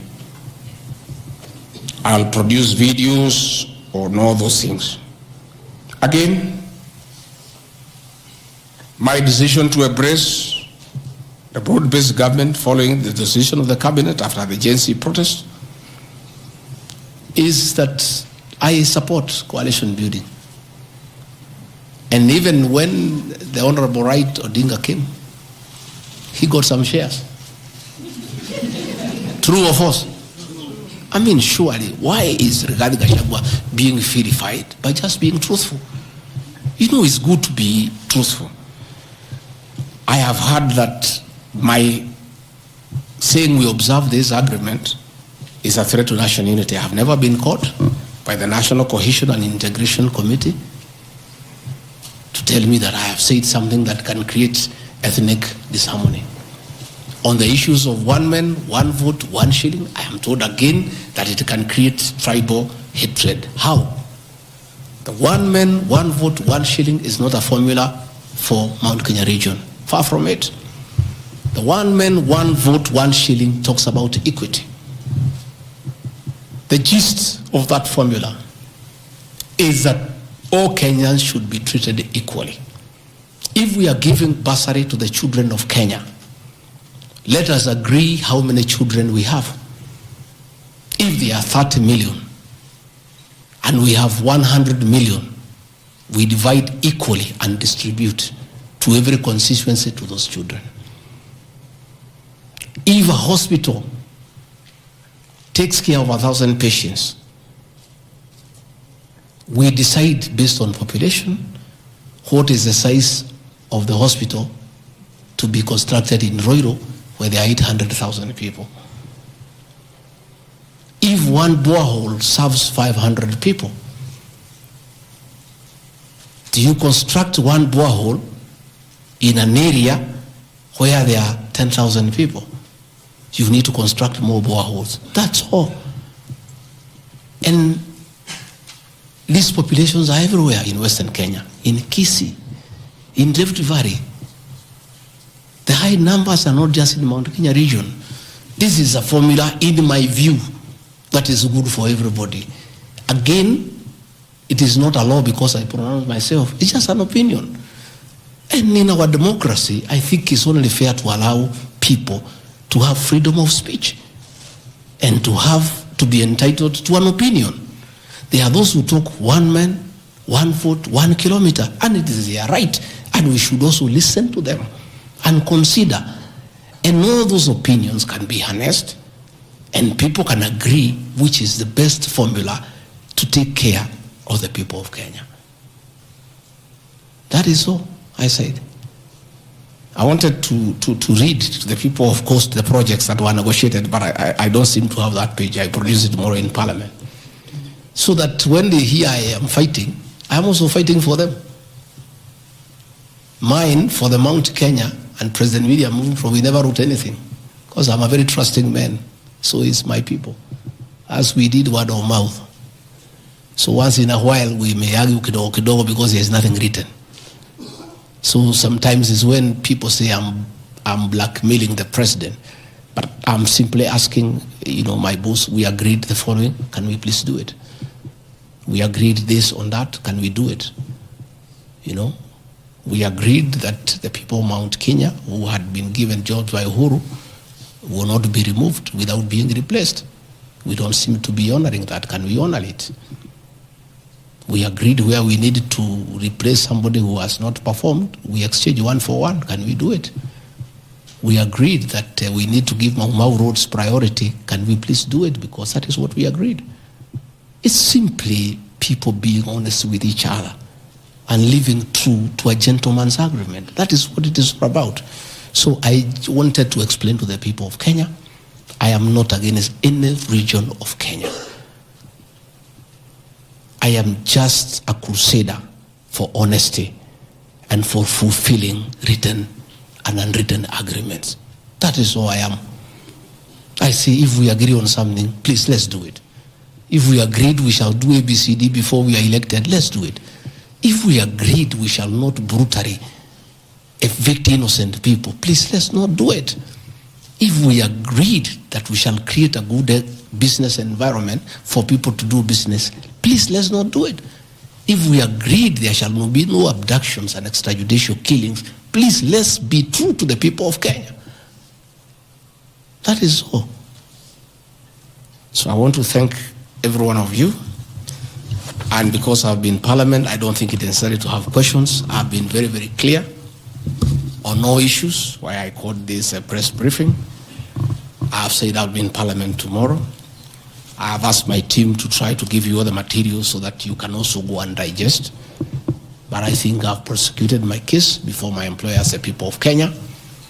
And I trust, because the members of Parliament are also listening, they'll be fair, they'll be just, and they'll be true to their conscience and do the right thing, and not hang an innocent man without evidence. I wouldn't mind being crucified if there was evidence, but there's nothing, zero. I've explained myself to the fullest. And I think you and the people of Kenya have heard me. Let me thank all of you for giving me this time, and appreciate the media for your role to inform the people of Kenya, to educate them, to entertain them, and keep them abreast with what is going on. I want to thank you for your coverage of the short public participation on this impeachment motion, because you exposed it for what it was, and your video clips are very useful for us as we argue in courts of law. You guys are wonderful. You are good people. No wonder you are called the fourth estate. I don't know where we would go in this country without you. We would have so much impunity. We would go back to dictatorship without the media. I want to encourage you to continue to be the watchdog on behalf of the people of Kenya, to protect the Constitution with zeal, to uphold the rule of law, and to call out impunity and corruption. And I want to say, after this impeachment, I want the members of Parliament now to focus on the corruption scandals around our country. The Adani scandal, the issues in public health sector, the glaring theft of public resources. That is what Parliament should consider and take time. And that is what the people of Kenya want. And I really want to thank the media for being a very responsible watchdog on behalf of the people of Kenya. Please continue writing. Where regarding Gachagua has gone wrong, please write. But always accord me the right of reply. Don't condemn me unheard. And I want to thank you tonight, because you have really written accusations against me. But I am also to blame because I never called you, isn't it? Now that I have called you, I want you to request you. Every accusation, put my answer. Is that not fair? Let the people of Kenya judge. You want to ask questions? Yes. But not outside this. Okay. Your Excellency, thank you. We appreciate you hosting us here. You have said a lot in the last more than nearly 2 hours, so I'll be very brief in relation to what you said. My colleague Sam Gituk hosted you here on the 20th of September, and you said a motion of such magnitude cannot head to Parliament without the sanctioning of the party at the parliamentary group level and without the go-ahead or the green lighting by the President. But we never saw you there. You nonetheless said that you have filed a petition. Can you tell the Kenyan people when you have filed that petition? Maybe you can note. This one the same because, Your Excellency, you and President William Ruto hold the ultimate office that must provide answers for the Kenyan people. You therefore are open to accountability, scrutiny, and questions. When you took your oath of office, you told the Kenyan people that the country has empty coffers, that you inherited empty coffers. However, your statement is contrary to what the Kenya National Bureau of Statistics says, that at the time when you assumed office, the country had at its disposal 3.02 trillion Kenya shillings, includes revenue plus appropriations in aid. Why, Mr. Deputy President, did you make such a misleading statement in front of the Kenyan people and the world? Regarding your shareholding question, I'm sorry to hold you to account, Mr. Deputy President, that the context in which you have provided the agreement between the parties, the Kenya Kwanza parties, and your defense is different. This is what we said in Kericho County, that this government on February 2023, this government is a company, you told the people, that has its shares. There are owners who have the majority of shares and those who just have a few, while others do not have any. You invested in this government, you told the people of Kericho County, so you must reap. You sowed, you tilled, you put manure and irrigated. Now it's your time to reap. Some few months later, the High Court quashed the appointment of more than 1,406 KRA officials. And the judgment? 700 of those officials were either from the Kalenjin or the Kikuyu community. How much of a responsibility will you take, being part of the presidency, of such gross locking out of Kenyans who qualify, who are competent, who merit, yet half of those appointments went to only 2 communities? That's enough. Thank you. One, the issue of Justice Minor is sub judice. I don't want to discuss it because it's a matter before court, but I'll be able to give you the date when we filed so that you can follow the petition. As to the issues that this motion cannot find its way to the Assembly without the President nod, that is true. It can't. It has its nod. As to the issue of shareholding, again, this is a matter that I will be prosecuting.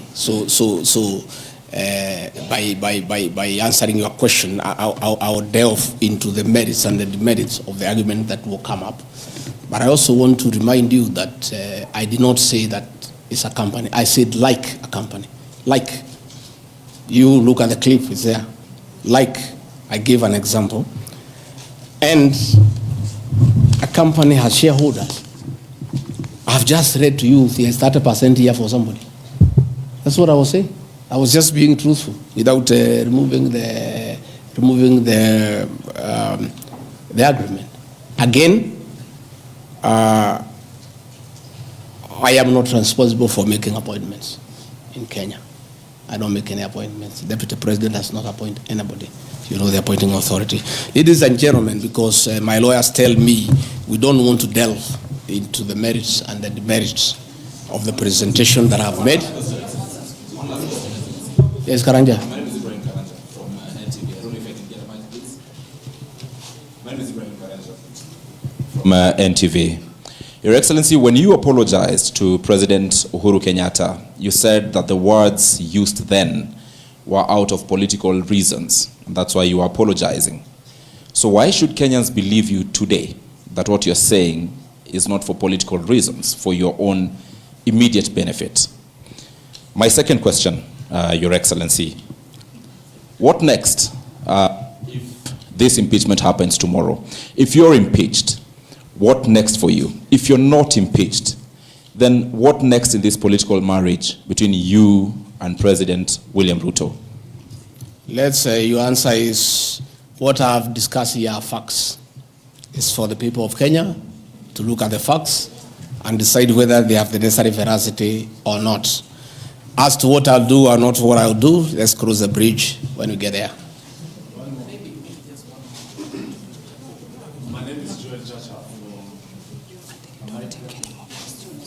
I think good people, we have had a long night. We have had a very long night, and you need to go and file your story. I want to once more thank you very much. Good people, asanteni sana, Mungu awabariki. Tutaonana kesho. Thank you.